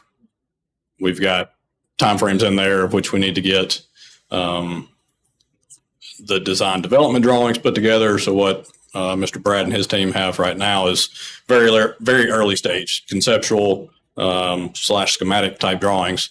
We'll need more detailed drawings than that to start putting together more refined estimates, budgets.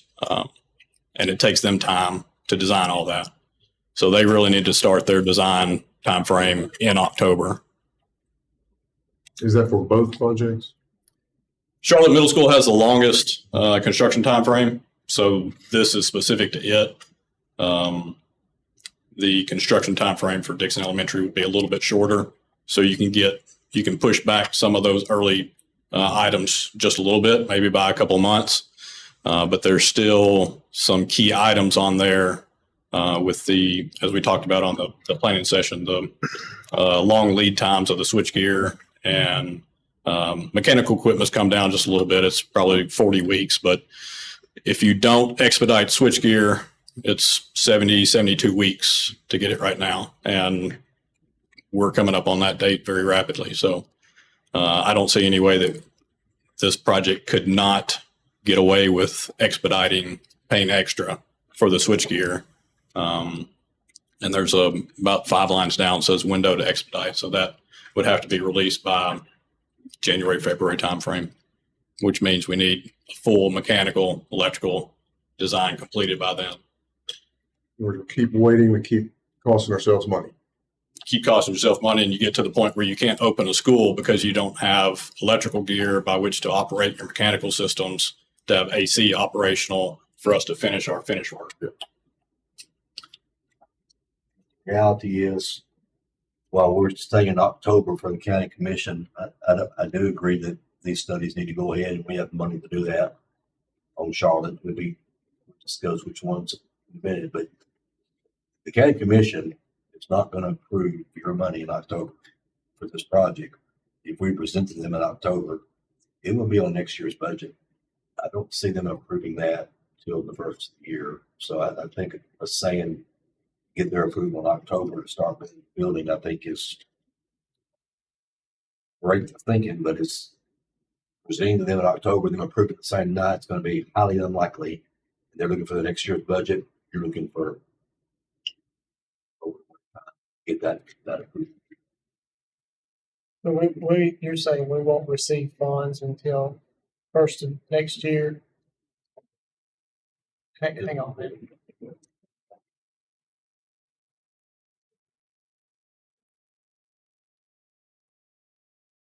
Question for me? Yeah. Say it again, repeat. And so what we're saying is if we get the approval in October, we're not gonna get the money till the first of the year, is that right? I think that would be correct. Part of their budget, yeah. But I think realistically, yeah, I don't disagree with Mr. Haley. They're going to probably approve it in October, but certainly they couldn't in November. Especially when they hear we spent 2.5 years trying to plan this. We have gone through many machinations of what it should look like and what it should be. So, sure, ultimately they make the decision. Sure. Chairman, it may be important to note too that you won't need all of the money in the fiscal year right away. Right. That's exactly right. What is the, where is that? We budget, that money that we budgeted, like to spend that, what money is that we budgeted for? Capital outlay, consultants and architects. So it won't come out fund balance or nothing like that. It's budgeted money as we already got. Other questions for Spencer or Lyle Cook Martin? Want a motion? Any questions? No other questions? Thank you all. Yes, sir. If you want to make a motion. I'm gonna make a motion that we approve. I need the screen back up. It's 33-1. I don't have a hard copy to read off of. It's 33-3. Got one.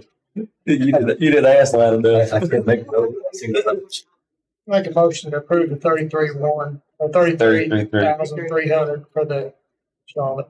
We have a motion to approve the survey work for Charlotte in the amount of 33,300. A second by Mr. Haley. Any further discussion on that motion? I agree with that motion. I guess the time frame, we need to start with Charlotte, and Dickson's got time after looking at his graph, so I like the motion. Thank you. Any other comments or questions? Roll call vote, please. Mr. Vanderbilt. Yes. Ms. Brogdon. Yes. Mr. Haley. Yes. Mr. Chadwick. Yes. Mr. Underwood. Yes. Mr. Parker. Yes. All ayes. Motion carries. Folks, I think we should move forward with the survey there. Because That's what's being recommended to us. There's a reason why. It's something that certainly it's needed. We're going to move forward with it. Keeps it on track. I'm not sure why we wouldn't do that. We worked at that site since day one. I keep going back to the Lewis Group where we spent almost $80,000 on a project. That was the number one area they recommended. So I think it's appropriate to move forward with it, especially probably because those folks will be here in the county doing that type of survey work.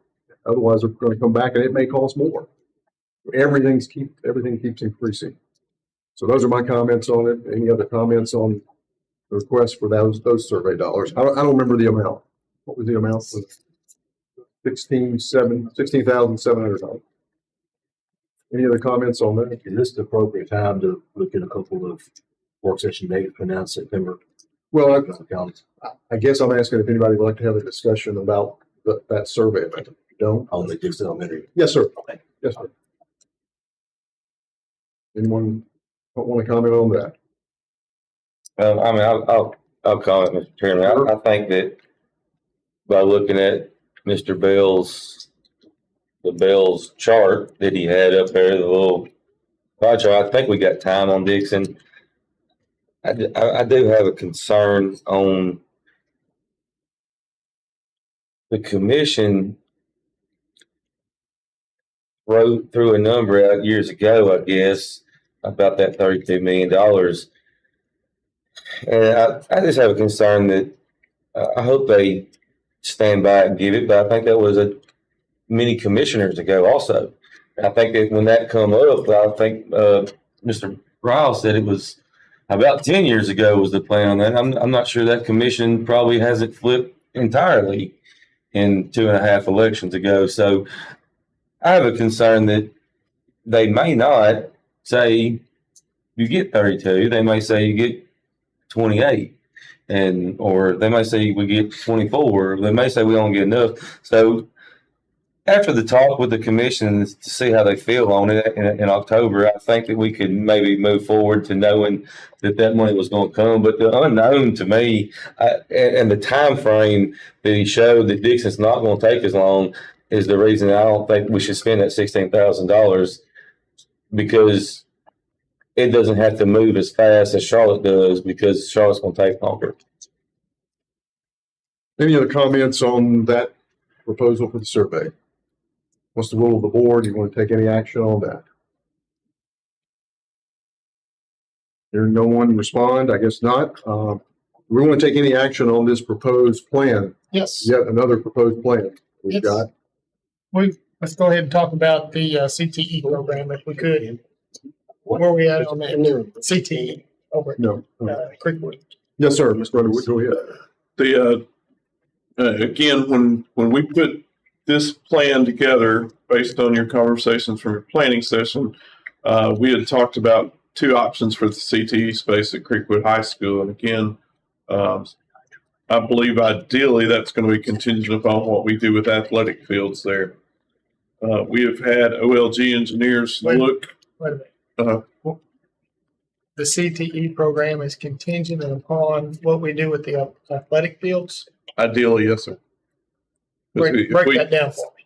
If we put the CTE building in the parking lot as was first proposed to us, we have to move essentially every utility that comes through that into that building. Right. Water, electricity, everything potentially we do.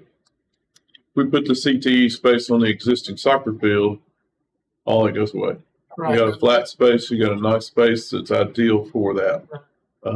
Well, if I could, we talked about moving it down there and using the football field as a soccer field, right? Using a turfed athletic field, yes, sir.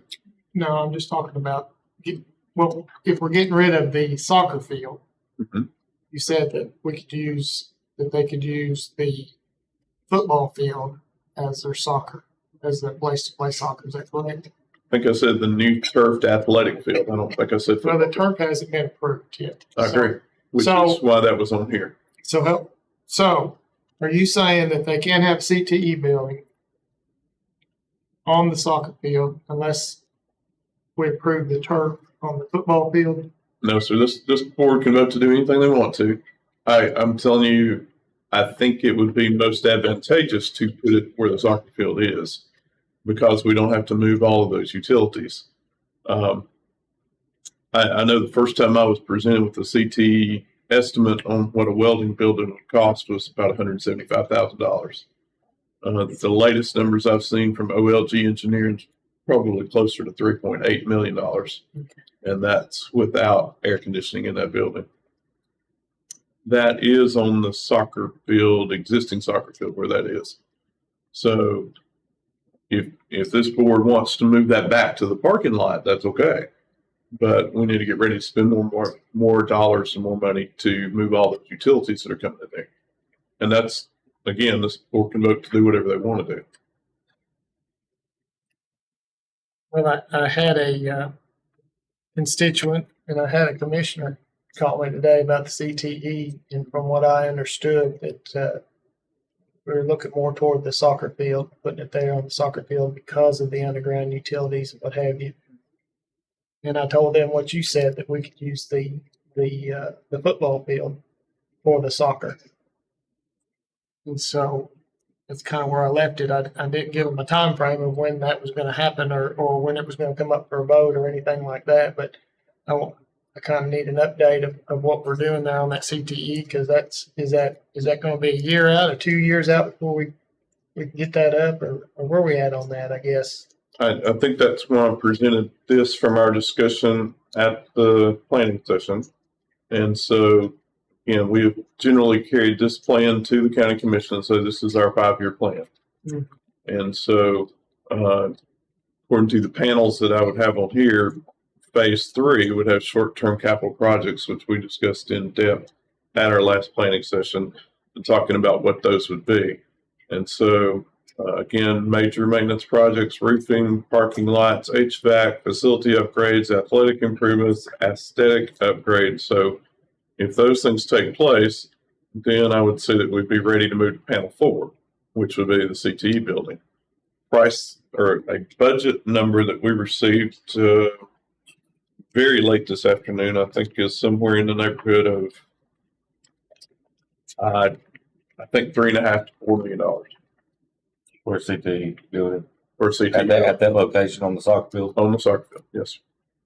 Very rough budget numbers without air conditioning. Yeah. I know you said that we're going to talk to the athletic director over there about that, as far as how to make that work. What has his comments been on that? The last time we met with all athletic directors and principals and head football coaches, they were excited about the possibility of turf football fields. Very excited. No, back up. I'm talking about the CTE building. You're going to. I had said talk to Decker, but I understood later that wasn't. He wasn't the athletic director over there, and that was my bad. But I was talking about the athletic director, and I want to know what the athletic director said about losing that field and putting that CTE building on there, and how he was going to make the athletics work at Creekwood. I've not talked specifically about a football field. I've talked about an athletic turf field. When we had the conversation in my office, we did talk about scheduling difficulties, because now you have to schedule boys and girls soccer, which are in different seasons, football, junior high football, practices, and the whole 9 yards. So we did not specifically talk about that in a context outside of a turf field.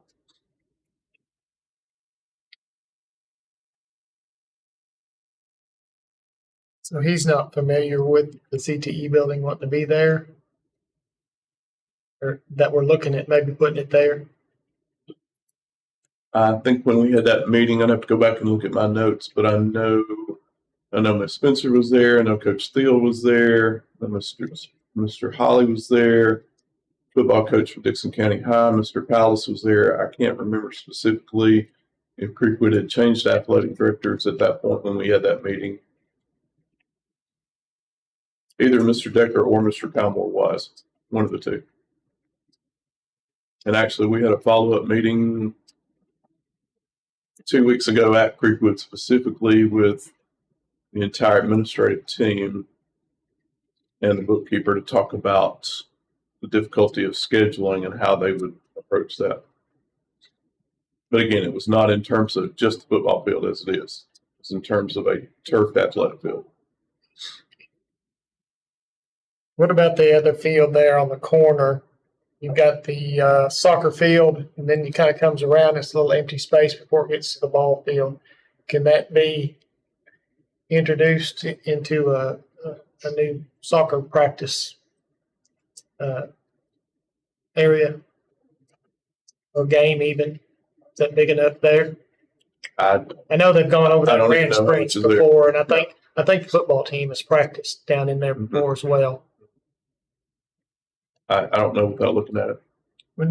The soccer field got lights on it. Yeah.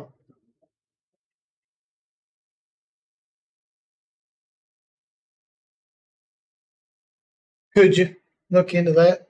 Sure. And I want to get the CTE thing going. I think it's very beneficial to our kids. Mhm. And we need to figure out how to make it work, to be honest with you. Agreed wholeheartedly. I think that's something that, again, that was one of the 3 projects that we had prioritized. Right. I think it was a matter of where to put it, where to place it. We've got to get on that ASAP, in my opinion. We've got kids that need it and will benefit greatly from it.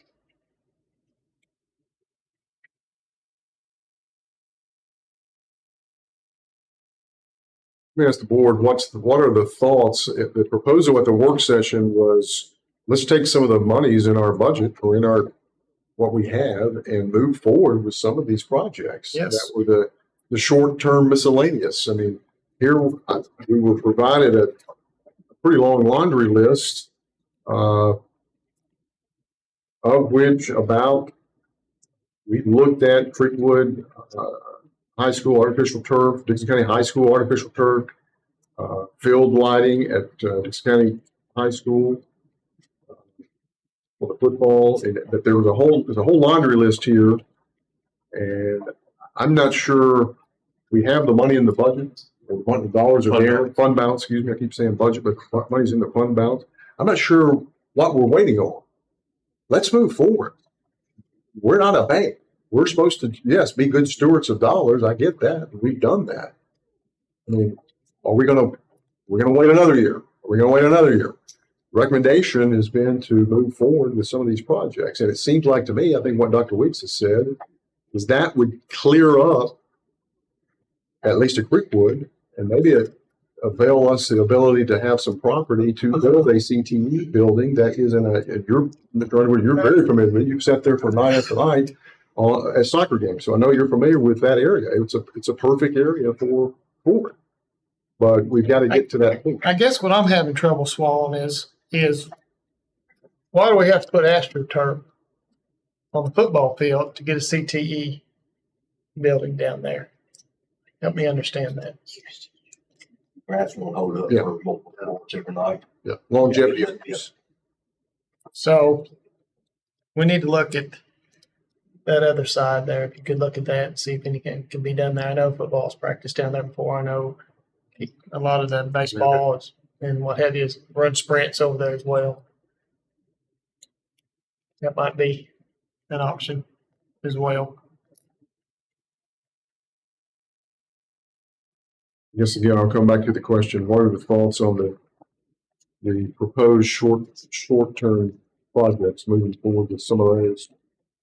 Yes, sir, Mr. Haley. I don't disagree with anything you're saying as far as getting stuff going. We should have been in here a year ago. I totally get that. I've heard the county mayor sit here at 3 meetings and say he wants a comprehensive list, not just of the 32 million, but a comprehensive list of what we need. Now, if we're going to go with the approach of get the comprehensive list, that's what I'm working towards by saying we don't need to stop with those 2 projects when you put all on the list and send it all at one time. But if we start asking for money that is in our reserve account for some of these projects first, then we might get one or two approved. We might not get any because I think he's been clear when he said a comprehensive list. So the question I ask myself, do I want to work towards a comprehensive list or do I want to hold my ground and say that's my money, but I won't do? I don't want that ballot. I want to get the comprehensive list, turn it in. It can be done in 60 days. We can lay that all in the row and we can ask for it all. If that means using part of our reserve plus what we can get. We are so focused on this $32 million number that came out 10 years ago. It was a long range plan based on what we paid off at that time for it come from. I think we tell the campus what we need. They tell us what they'll fund. It's our job to tell them what our kids need, not how I'm going to spend that versus how I'm going to spend 10 or 15 million over here on projects. Let's put what we need together. Let's go to it. If it's 32 million or 132 million, if we can show a need for it, I think we have a great start to get started by this fall. But I think if we keep going back and forth, picking and choosing, try to put it together, I think we're going to keep heading down the road. We're going to have to solve the cap now. Just my opinion. That's all it is, my opinion. No, And that's why I want that work session. That conference of business. I appreciate your comment. I'd be glad to work toward that. If that's what the county needs, let's put it together. I think we know what we want. I think we talk about it. Yeah, we've got all these bullet points and everything, but let's get something together that's presentable and looks nice. And says, here's what we need. Here's I what we think the short-term list would go on that, right? Yeah, that's the fault because that's the list that was added. I mean, I got 2 pages of it here. All I'm saying is I think Dr. Weeks has spelled out what we have been discussing, what we've talked about, and what the needs are. These are absolutely the needs we've been talking about for the last 2.5 years. And we have 2 pages of a comprehensive list of short-term major projects that's needed. So I think all we got to do is add Exhibit A and B onto this, and we also have a plan now. But we also go to the county commission and we say, look, here's the ones that we're prioritizing. But we would also like to go ahead and take from our fund balance these amounts to go ahead and start those. The ones that we can start immediately, go ahead and get on. The other ones, yeah, we'll have to plan them out because putting down turf does not happen overnight. So, Mr. Handler, we're saying the same thing. It's just We presented it differently. well, we are in as much as I just don't see us waiting until, we could be sitting here next year at the same time as we've done before and having this conversation. We've got it together. I just think we need to move on, but move forward.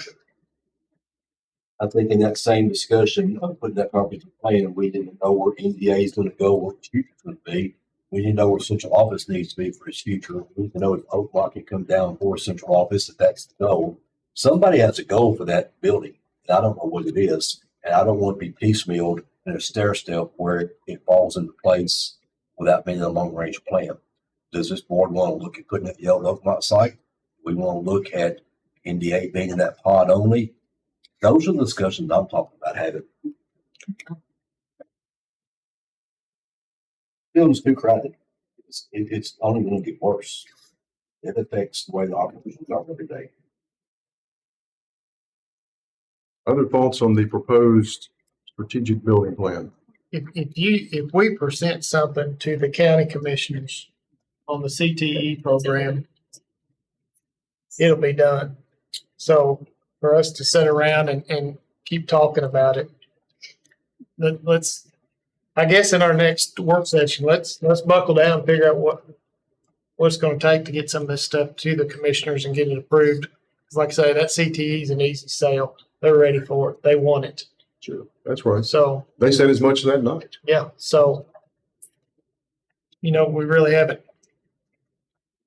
really dug in and gotten to where we need to be. I don't feel like at this short amount of time. That's my opinion. What is the will of the board on the strategic building plan? Do we want to look at approval of it along with obviously adopting those 2 pages? When I say adopted, I'm talking about from the standpoint of this is where we are, trying to strategically plan, and these are things that we prioritize, and then we go from there. You talking about putting those short terms in with these long terms as the needs Yes, sir. that we need Yes, to sir. put together. They've been identified. The only thing I do got a question, and we touched on central office, and I was going to touch on it. I say it's there, on the thing for sure. Just nothing. Oh, do you feel like we're looking for land to build, or do you feel like we have it? Which I guess, what's the administration's thought on what they want to do? Because obviously this building is not past its day on what we need for a central office. So, what does the administration think? What you thinking? Long term, I'm going to go back probably 3 years before we did the work at Dickson Elementary that we did last, and my vision at that time was to consolidate our two smallest elementary schools into a new elementary school and use the existing Discovery School for space. We talked about that. This board chose about a year and a half ago to change that idea. That was in this same format. This is the 5th revision of our building plan. Mm-hmm. So that was the plan at that time. Again, I think the prominent location of the Discovery School, I think plenty of space that was there. I think all that was ideal and speaks well of the system and speaks well of the county for saying this building's important and it's been an important place in town. When the board voted to go away from that, my understanding, and I'd have to go back and read their notes, I think the board said we want to prioritize number one, that's why I placed that in panel 1, to build a Charlotte Middle School, and number 2, to work on Dickson Elementary School. And so that's why I placed those in panels 1 and 2 here. Again, if you're asking what my preference was, and I'm going to go back to, I think it was probably strategic plan 2-2, was to talk about a Creekwood Middle School. I think that is more ideal. I think that takes 2 older facilities, consolidates those into one nice new facility.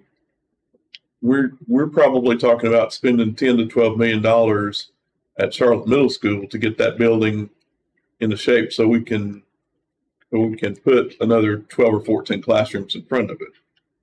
I think that money would be much better spent in a new Creekwood Middle School. Again, that's water under the bridge. That's something that this board said we're not interested in. So again, when the board said and prioritized project number 1, Charlotte Middle School, project number 2, Dickson Elementary School, that's why I placed those in panels 1 and 2. Then we started talking about, yes, and Creekwood's the CTE building's in there somewhere, and a central office is in there somewhere. So I have never gone to the county commission with a building plan that did not look exactly like this with these panels. And so I think we've worked through those strategically and done that. And that's why I thought I had captured the board's conversation from last planning session into this document.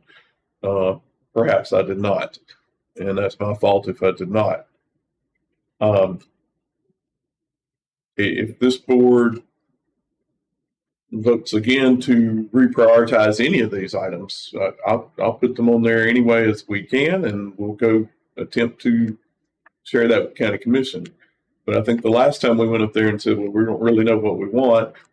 These are 5 or 6 things we're talking about, but we don't have any prices on them. We don't know where they're going to pop. Where they're going to be. We've come home empty-handed.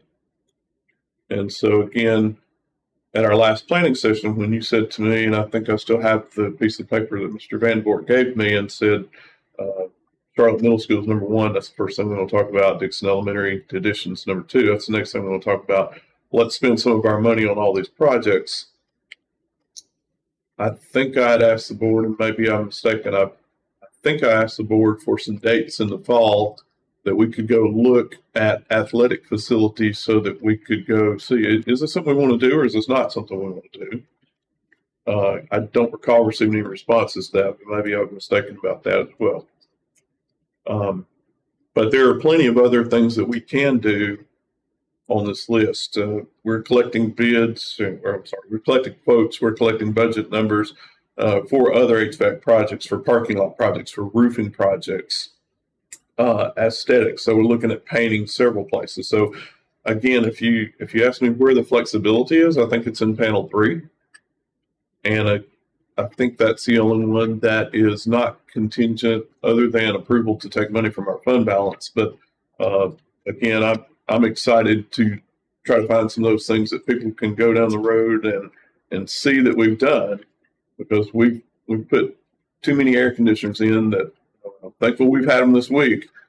Everybody feels them, but nobody sees an air conditioner that's stuck up on top of a roof. We've put too many cooling towers in and too many things like that nobody sees what we've done. And so I think panel 3 is really an opportunity for this board to say, these are some things that would make our school campuses look better, hopefully improve the learning environment at those schools, whether it's going through and resealing and repaving parking lots or restriping parking lots or adjusting things like that, or whether it's painting. We talked about the painting at Dickson County High School and taking the green stuff. Whether it is, repairing some roofs. There are a lot of older buildings that a little bit of paint might make some of those look a lot nicer. And I had a conversation with someone the other day, and they just asked me the question. If you're a parent, you have a middle school student, would you be more proud to drive your student up to Charlotte Middle School, William James Middle School, or Burns Middle School?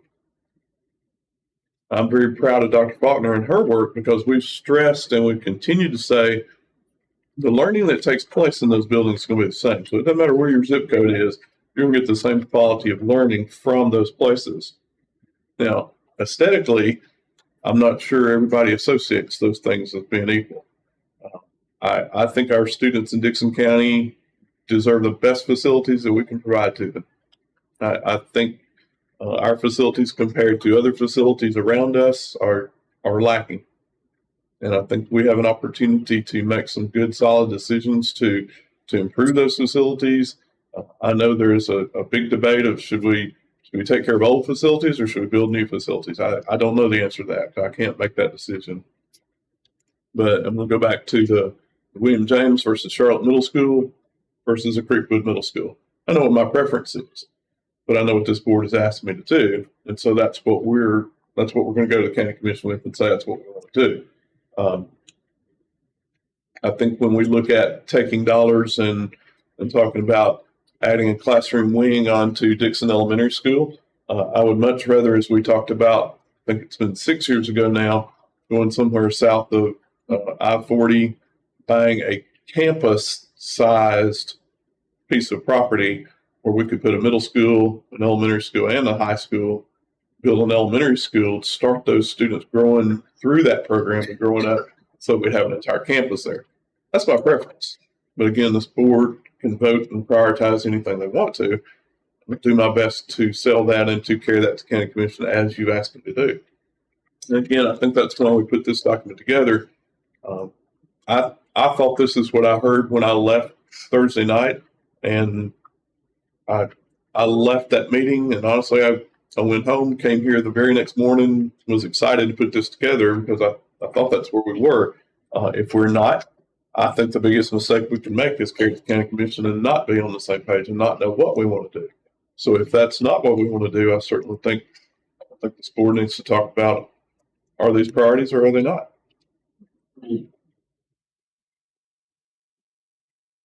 Schedule a work session. Yes, sir, Mr. Haley. Mr. Weeks, I agree with your recollection. There's no question about that. I think you heard that correct. I think the problem that runs in my mind is work sessions are treated like board meetings and board meetings are treated like work sessions. So this is the business meeting that we're going to spend 2 hours trying to powwow whether to move this or move that. Mm-hmm. But the work session was a presentation by the people that were going to do our building. And that raises question on that Dickson Elementary project, whether it is good money being spent for that space or not. So I agree. I think you're correct as far as what you understood. I think what we're missing is another conversation meeting between that and the business aspect of it. And that's the only point I make is it created a lot of questions. When I got in the public after we had that, then I hear those questions, and the only chance to bring those is during a business meeting, which looks like it derails. That's not the intent. What I hear the county commissioners telling me and the mayor telling me is they want a total project. And I think that's what you're doing in a couple of documents, but it's like, here's a 32 million and these two right here, and we're gonna start spending here until we run out. I think if we need to add a central office, I think we need to add a CTE in that project. If it runs 45, $50 million, I'd rather them tell me, no, we don't need it, than we not ask for it now. And put these small projects on there, they're gonna run away at $10, $12 million reserve money that we can spend. It's gonna disappear. We could put that in. It's like the Sharp building. It passes out. You get one time to have that square footage. Yeah. And that's the only time you get it. When you expand to it later or not, but it's don't do it minimalized anyway. So that's my only point. I think you're wrong. That motion. We got a motion. I don't even know that we need to get, a quote like this. I got one, y'all don't. A quote like this for every one of these projects either. I think, when you talk about that CTE building is 3.8 million or whatever it was you said, I think that's, if you've got that quote from somebody that's got some common sense and gave you knows what they're kind of talking about, says this is going to be without air conditioner. And so I think that's a good enough number to prioritize it in the platform to present it. I don't know. Now, obviously, we're moving forward with Charlotte Middle for sure. I think everybody's on board with that, including the commission going to be on board with that. But I don't think that they need this type of budget for those other projects like that. I think whatever you got, it's going to be 3.8 million without air conditioning. I think that's good enough to present to them. Mr. Parker, you'd be amazed at what they ask for once you get in front of them and you start explaining it. And they start talking about, is it metal? Is it stick? How are you building it? Put a foundation under it. And they ask it takes. Well, he asked for $140,000 to figure this out. Right? Much detail. Yeah. Let's take about a 5-minute break. Thank you.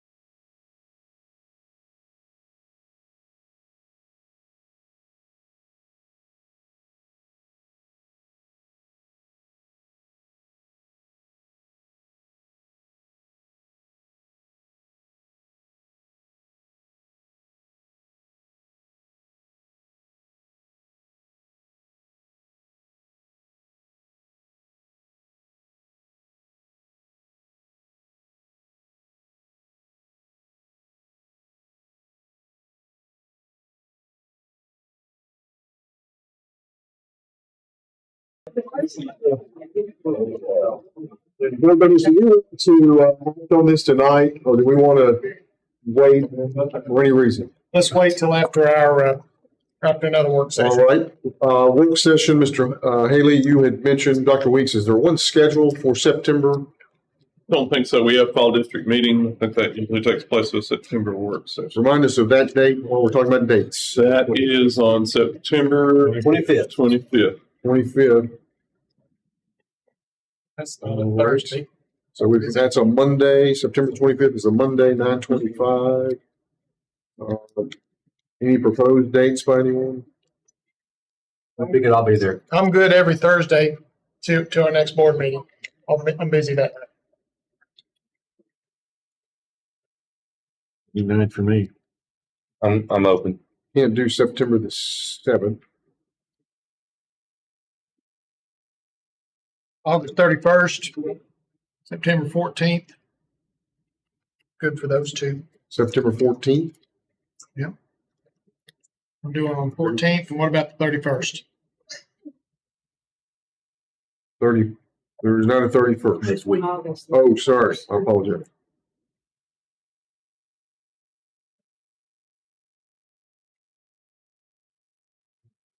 Yeah. So we can do the 14th? Not that I'm necessary, but I'm not available on the 14th. Okay. I can, August 31st, I'm available. If you all are Do available. it if everybody can. Let's get it out of the way. 8:31, Can work everybody- session. Anybody have an issue with that? Nope. You want to leave the 14th open as well, just in case we need it. We'll decide that at the end of our Ms. meeting on the Brogdon, 31st. Ms. Brogdon can't be there either. On which one? The 31st? 14th, 7th, 21st? 21 would be.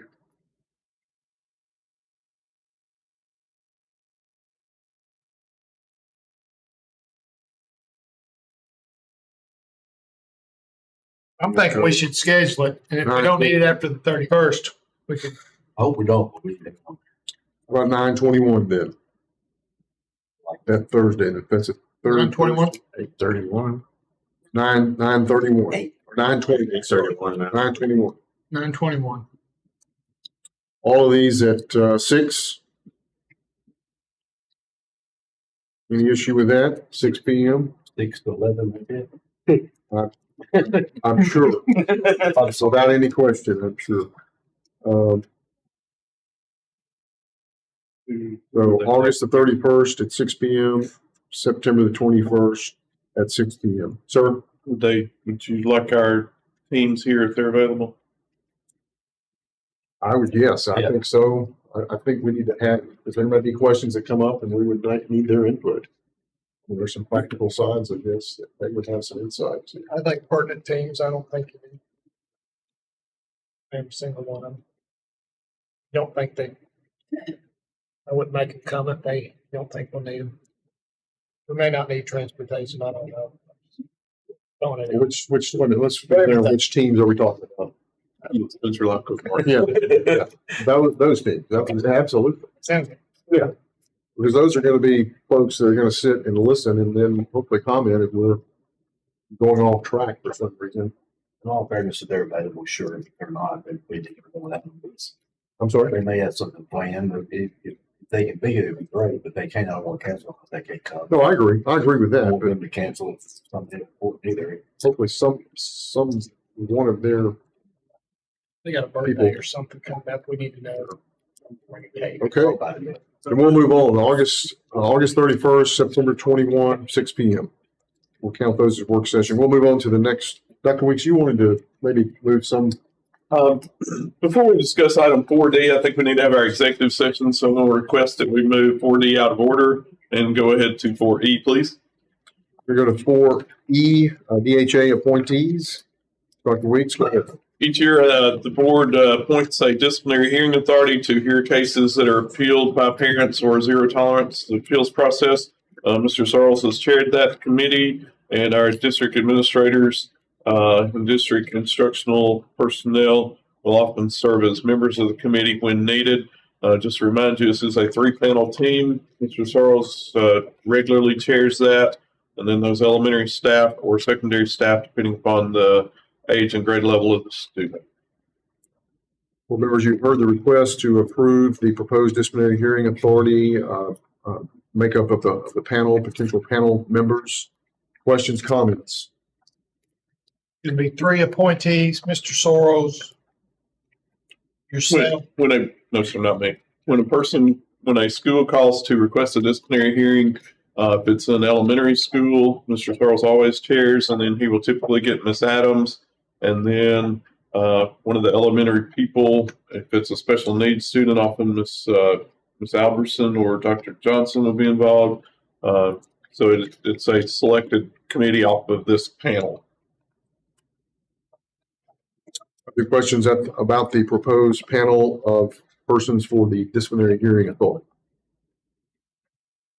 Does everybody get you sometime during the year?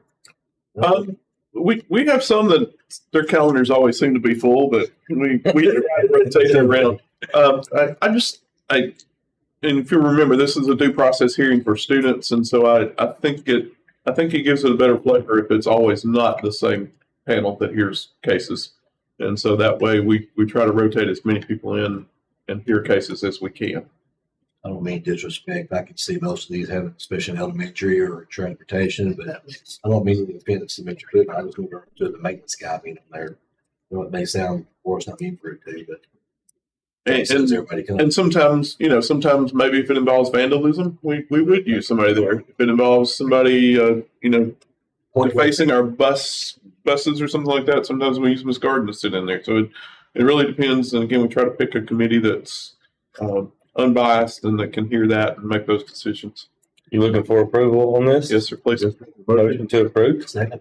A motion and a second. Any further discussion? Hearing none. Roll call vote.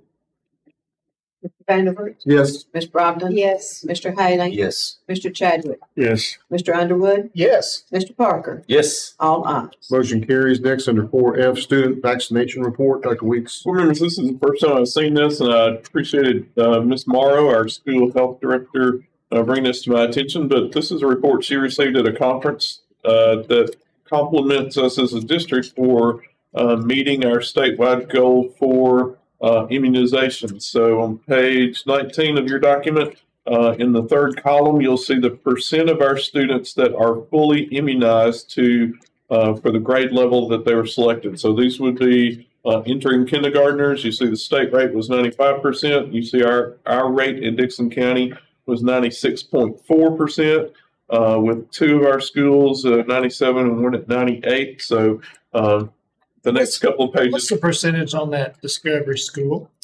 Discovery School is 94.1. What's the percentage on Charlotte Elementary? 96.5. 96.5. And what's the percentage on Dickson Elementary? 93.8.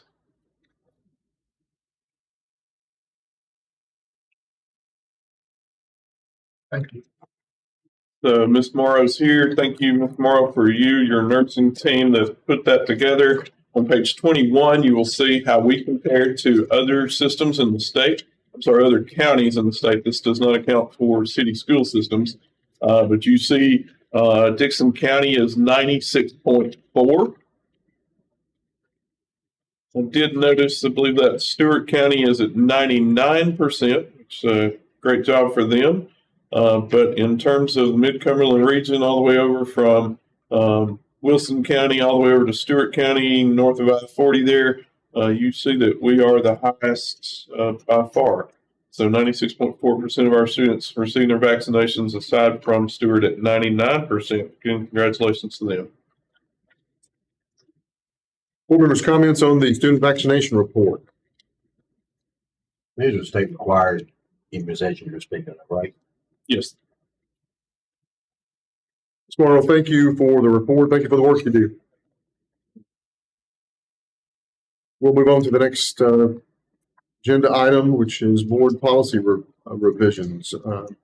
Under 4G, Dr. Week, this is for the first reading. First reading, board members, we had passed these out about a month and a half ago. We've asked that you take a look at those. We asked that you email any questions that you might have regarding policies or any discussion that you'd like on these particular policies. And I have received none. So I would recommend that we review, that we approve these on first reading. And if there's any edits or changes or discussions we need to do, we could bring those to our planning session if we need to do so. Board members, questions, comments on these proposed board policy revisions? Hearing none, is there a motion to approve on the first reading the proposed policy revisions? Motion on first reading. There a motion by Mr. Haley. Is there a second? Second. Second by Mr. Chadwick. Any further comment on the motion? Hearing none, roll call vote, please. Mr. Vanderbilt? Yes? Ms. Broughton? Yes. Mr. Haley? Yes. Mr. Chadwick? Yes. Mr. Underwood? Yes. Mr. Parker? Yes. All ayes. Motion carries. Next, under item that Mr. Parker had brought up for policy review of 6.316, that is coming around to you. Placement in lieu of school suspension. Mr. Parker. So I made copies too. Oh, sorry. But that's okay. I don't need a copy there, Travis. But fellow board members, I have obviously been an advocate for NDA, and I learned a lot about NDA and how it is more than a school for the bad children. It's a good thing that they got going on.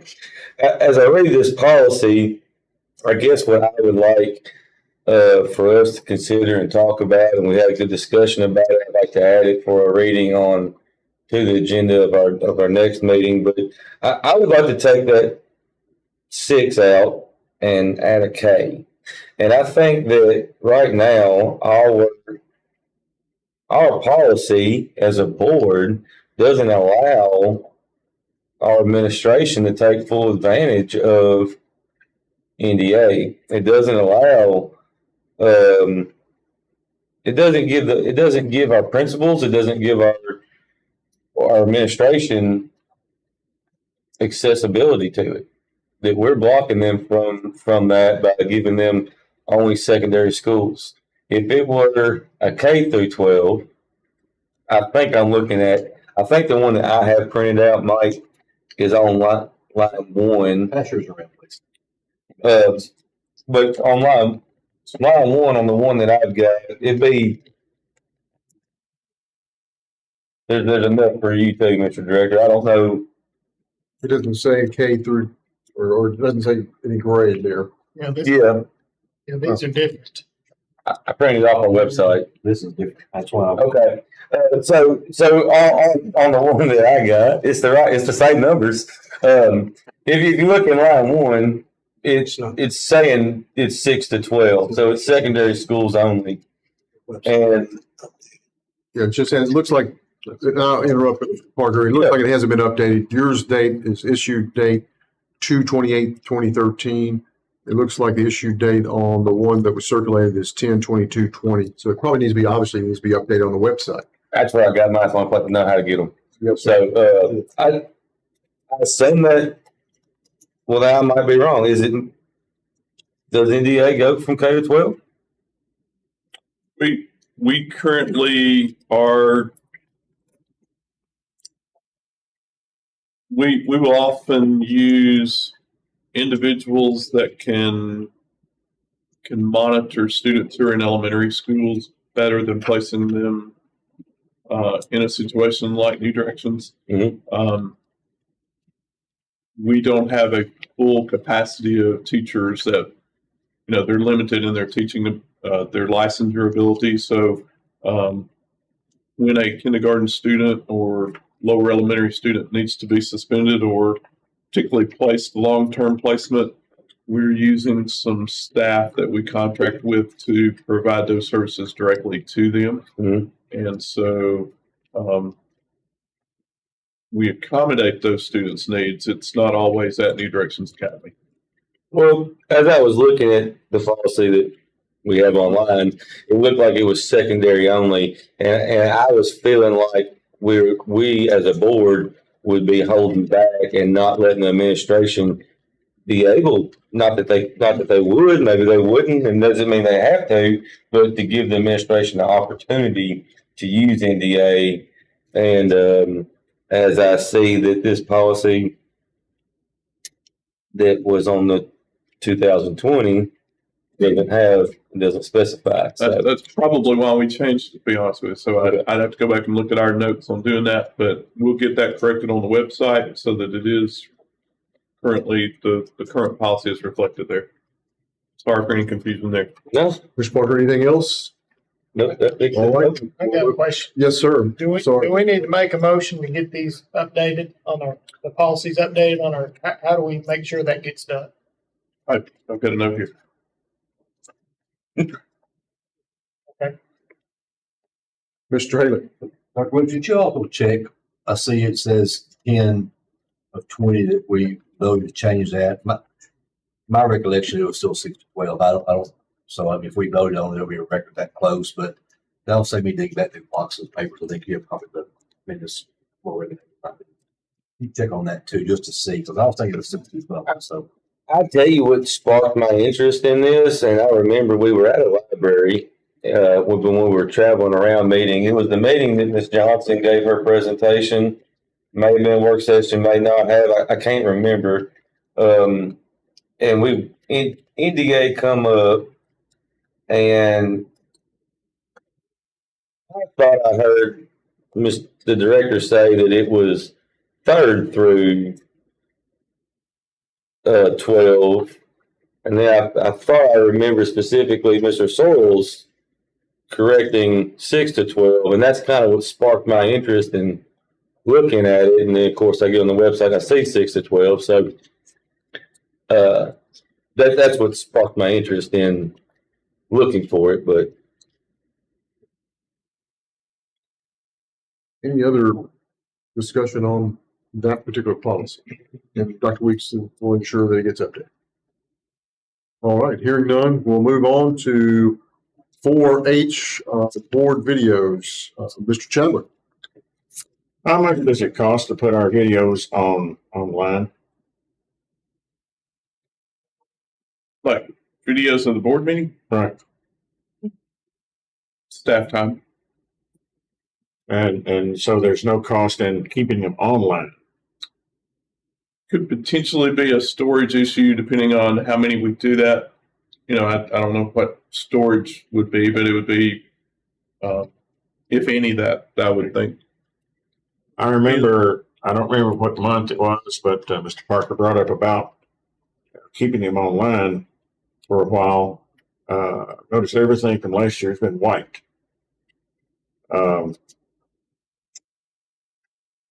You know, people who can't come to the meetings should have an opportunity to see those, shouldn't they? So why do we take them down? I mean, everything from last year is gone. I wonder where that. I'll be glad to check for you. So, well, I know sometimes we say things will get done, but I would like to see a motion that we keep them online for a period of time. And I'm going to say at least, you know, because I mean, we've had some discussion tonight even. Well, is that what we said at that meeting? I know we have minutes, but things sometimes, there's a whole lot more that's said at meetings sometimes than actually what's written down, and that's not any fault of Mr. Frazier's over there. I think you take the minutes, don't you? I mean, you write that down, but I mean, little things that we say sometimes. So I'd like to see them stay on there for 2 years, and the 25th month take the last one off and put the next one off, first one off. Why do we have to take them off? Huh? I'm just talking. So that's my motion. We'll have a motion by Mr. Chadwick to keep and store online the video of our board meetings for a period of 2 years, and they would be taken down sequentially, I guess, after the Yeah. next one, 25, would remove the earliest one, Right. or the latest one. Is that an accurate statement of your motion? Right. Right. Is there a second to the motion? Second. A second by Mr. Parker. Any further discussion? Is that gonna include, I know the motion you just quoted was just board meetings. Is that gonna include the work sessions or not? You want the work sessions? I was just thinking board. Board, okay. Those are not reported, which I'm aware of. If they're here, they are. They're not here somewhere else. Yeah, we have here before, not like it goes. I don't think we regularly record the work session. If we go someplace else and have a planning session somewhere else, we don't have to. Mr. Chad, why the year, or why the 2 years? Well, it's just, things are there for people to see. I mean, I don't think we're trying to hide anything from anybody, but it just, and then I'm not sure. There just needs to be a period of time that they're up and not taken down 2 months after we have the meeting. I could support a year, but I just think 2 years is a lot for staff here to try and manage and keep up with. I get some. Well, if it's put on the meeting, Put on YouTube, didn't it? it's just put on there, and that's the end of it, isn't it? Well, you're going to take it down. Well, that's what the motion. So whether you take it down after 2 years or 1 year. Sure, but it's a lot more to manage. My mind. I'm Take it down at all. I think what he's saying, please don't take it out at all. What? He's just implying don't take it out at all. Why say 2 years? Just say leave it up. Well, I'm saying I could see an archive so long that would be perhaps not needed, but I was just going to give a timeline. I mean, I've seen board members ask for questions, ask for information, and say, well, that's a possibility, and they've never gotten that information. So I just want to put it in the form of a motion and we vote on it, either yes or no. Okay. Any other comments or question about the motion? Is it on YouTube or are you talking about on the, is it Well, the on- is it on website. here? Yeah, the website. I don't mean. Our website has a YouTube link. You know. Yeah, I mean, I know it's on YouTube, so that wouldn't take up any storage, right? Our technology person left, I'm not sure.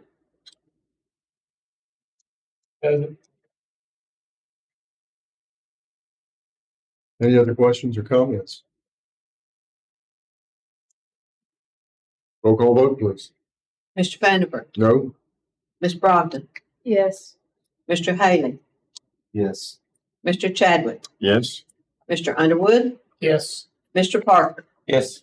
Five ayes, 1 no. Motion carries. Next, we're at the director's report, item 5. Dr. Weeks. Board members would like to recognize this week's TVAS scores were released, and we are proud that 6 of our schools were level 5 TVAS scores again this year. And so we'd like to congratulate the staff, the students, the administration of Dickson Elementary, Centennial Elementary, Charlotte Elementary, William James Middle, White Bluff Elementary, and Stuart Burns Elementary.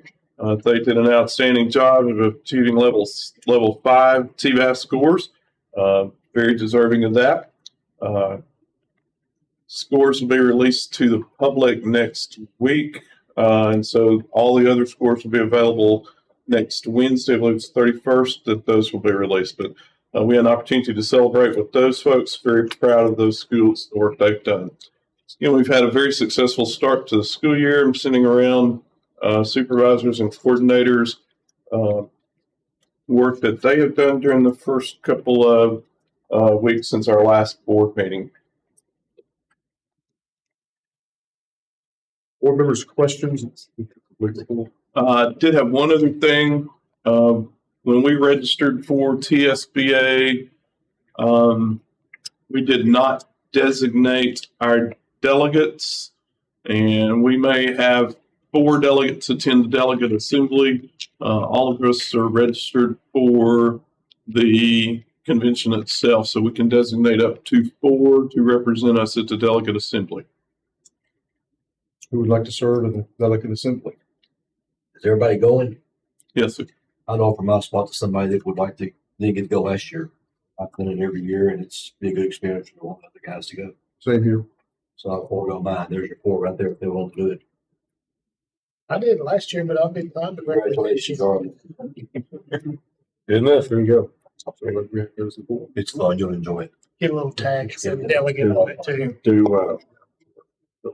Dr. Weeks, do Yes, sir. we need to tell you about the 25th? Or are you just assuming all of us are going to be there? I sent an email and said, if you cannot come, please let me know. I didn't receive notice from anyone. So, September 25th, the fall district meeting.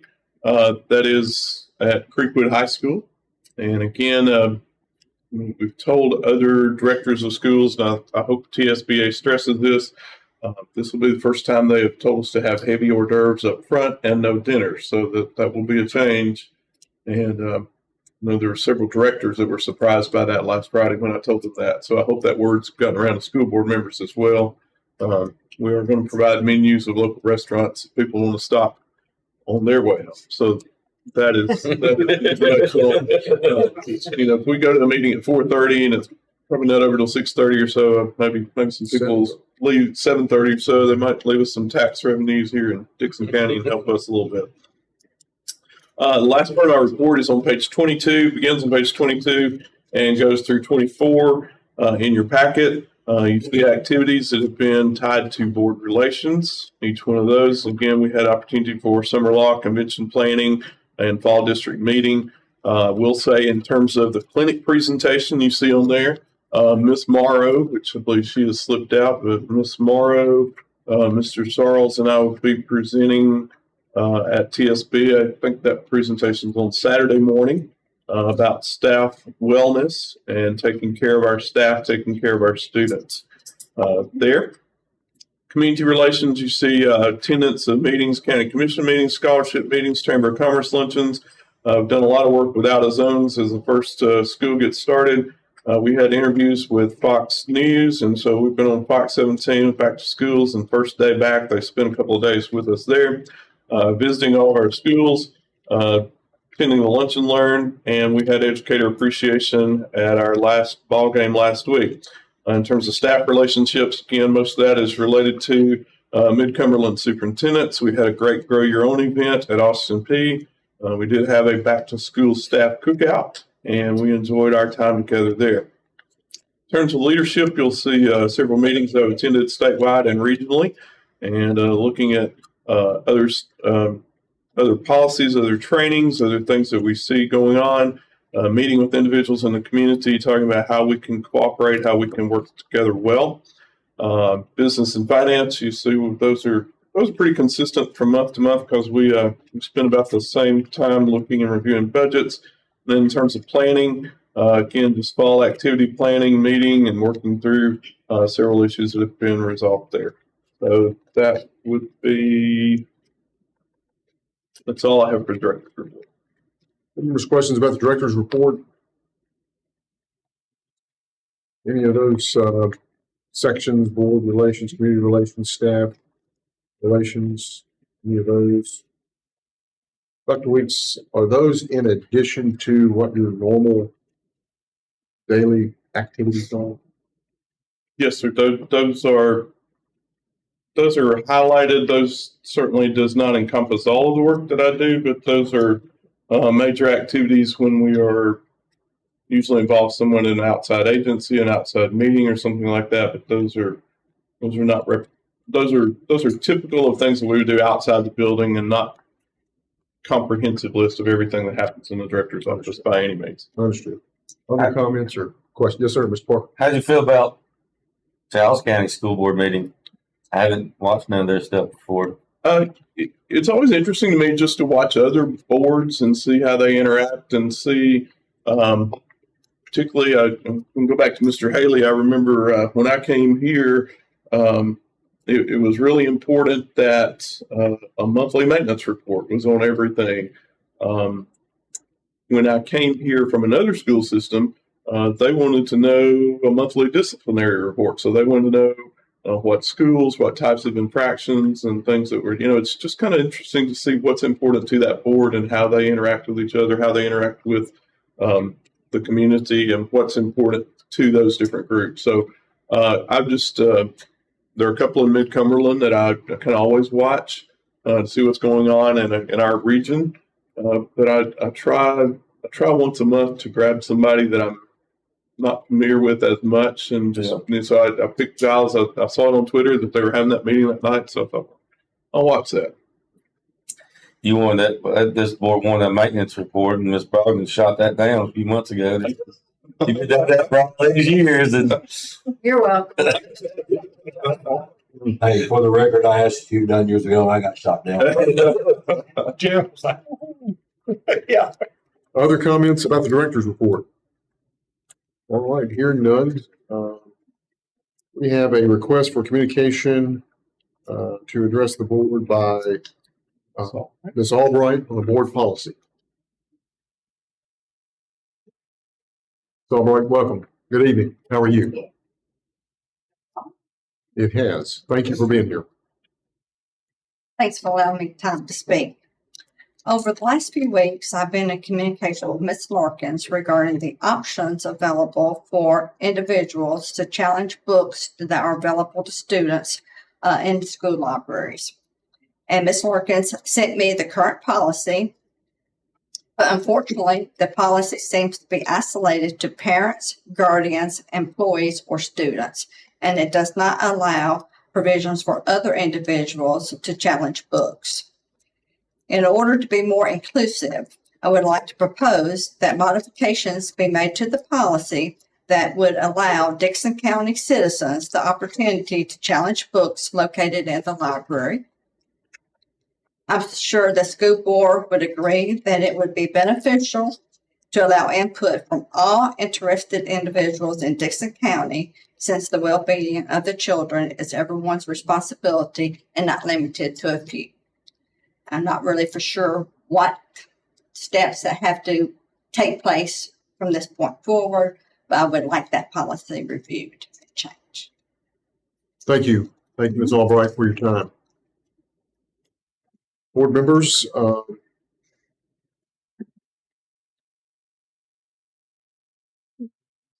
guess we'll move forward with item number 7 of the DCEA comments. Yes, ma'am. Ms. Madden. I just want to give you an update on our teacher badge. We had it at the Y this year, over 100 employees attended. About every 15 minutes was able to go outdoor items, get over the businesses, and it was awesome. It was awesome. And I know Mr. Albright mentioned the Hawks Nest Press, say that fast, but they designed windows, things to go on our doors that lead to the outside, which is going to be adding extra protection. And they have agreed to come put them in. They were supposed to put them in today, but somebody got sick. And then if you guys don't have anything to do on September 14th, come on down to Stuart Burns and join us in a kickball game and have some fun. Our annual Ballapalooza will be held that night from 5 to 7. Food. Mr. Brockman, you come play kickball. I get it. I'm a little bit more seasoned. But also we're planning on continuing to present positive things to you guys and having in schools. Thank you. Thank you. All right, board comments. Mr. Parker? well, I was going to speak to our new board members, but I think they got to get up early and go to school tomorrow. So I asked them if they suggested that they take off. and I don't blame them either. But to speak on them, I don't know the young lady. I do know the young man from Creekwood and his family, and that they're good people.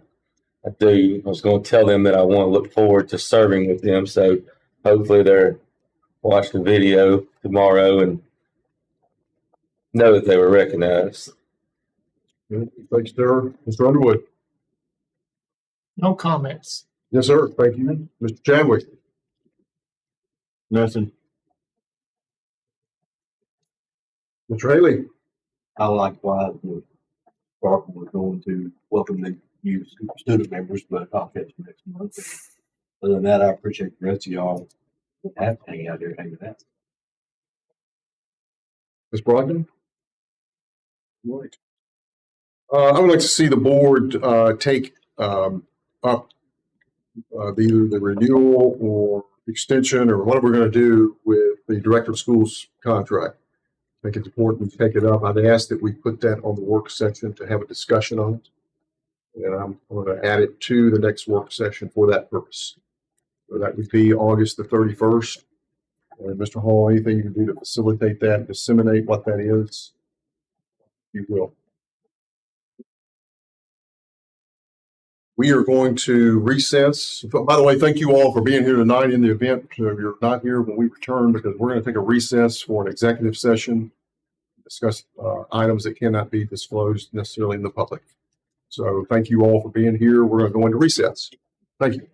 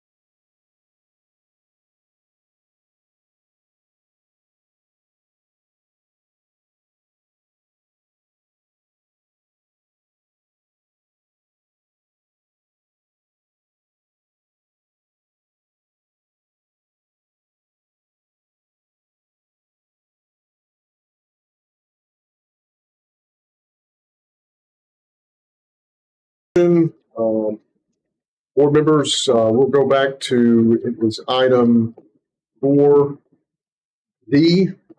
And Dr. Weeks?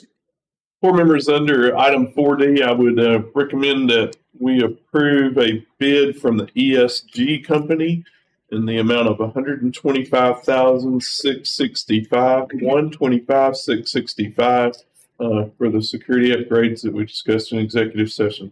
That is quote B that we reviewed. Move to approve. Motion by Mr. Parker, second by Mr. Chadwick. And we've had discussion in executive session. We'll take a roll call vote. Mr. Vanderburg, Yes? Ms. Brogdon, Yes. Mr. Haley, Yes. Mr. Chadwick, Yes. Mr. Underwood, Yes. Mr. Parker, Yes. all ayes. Motion carries. We have, Dr. Weeks, any other business of which you're aware? No, sir. That's an individual. Is there a motion to adjourn? Is there a motion by Mr. Underwood to adjourn? Second. We stand adjourned. Thank you, folks. Now, Ms.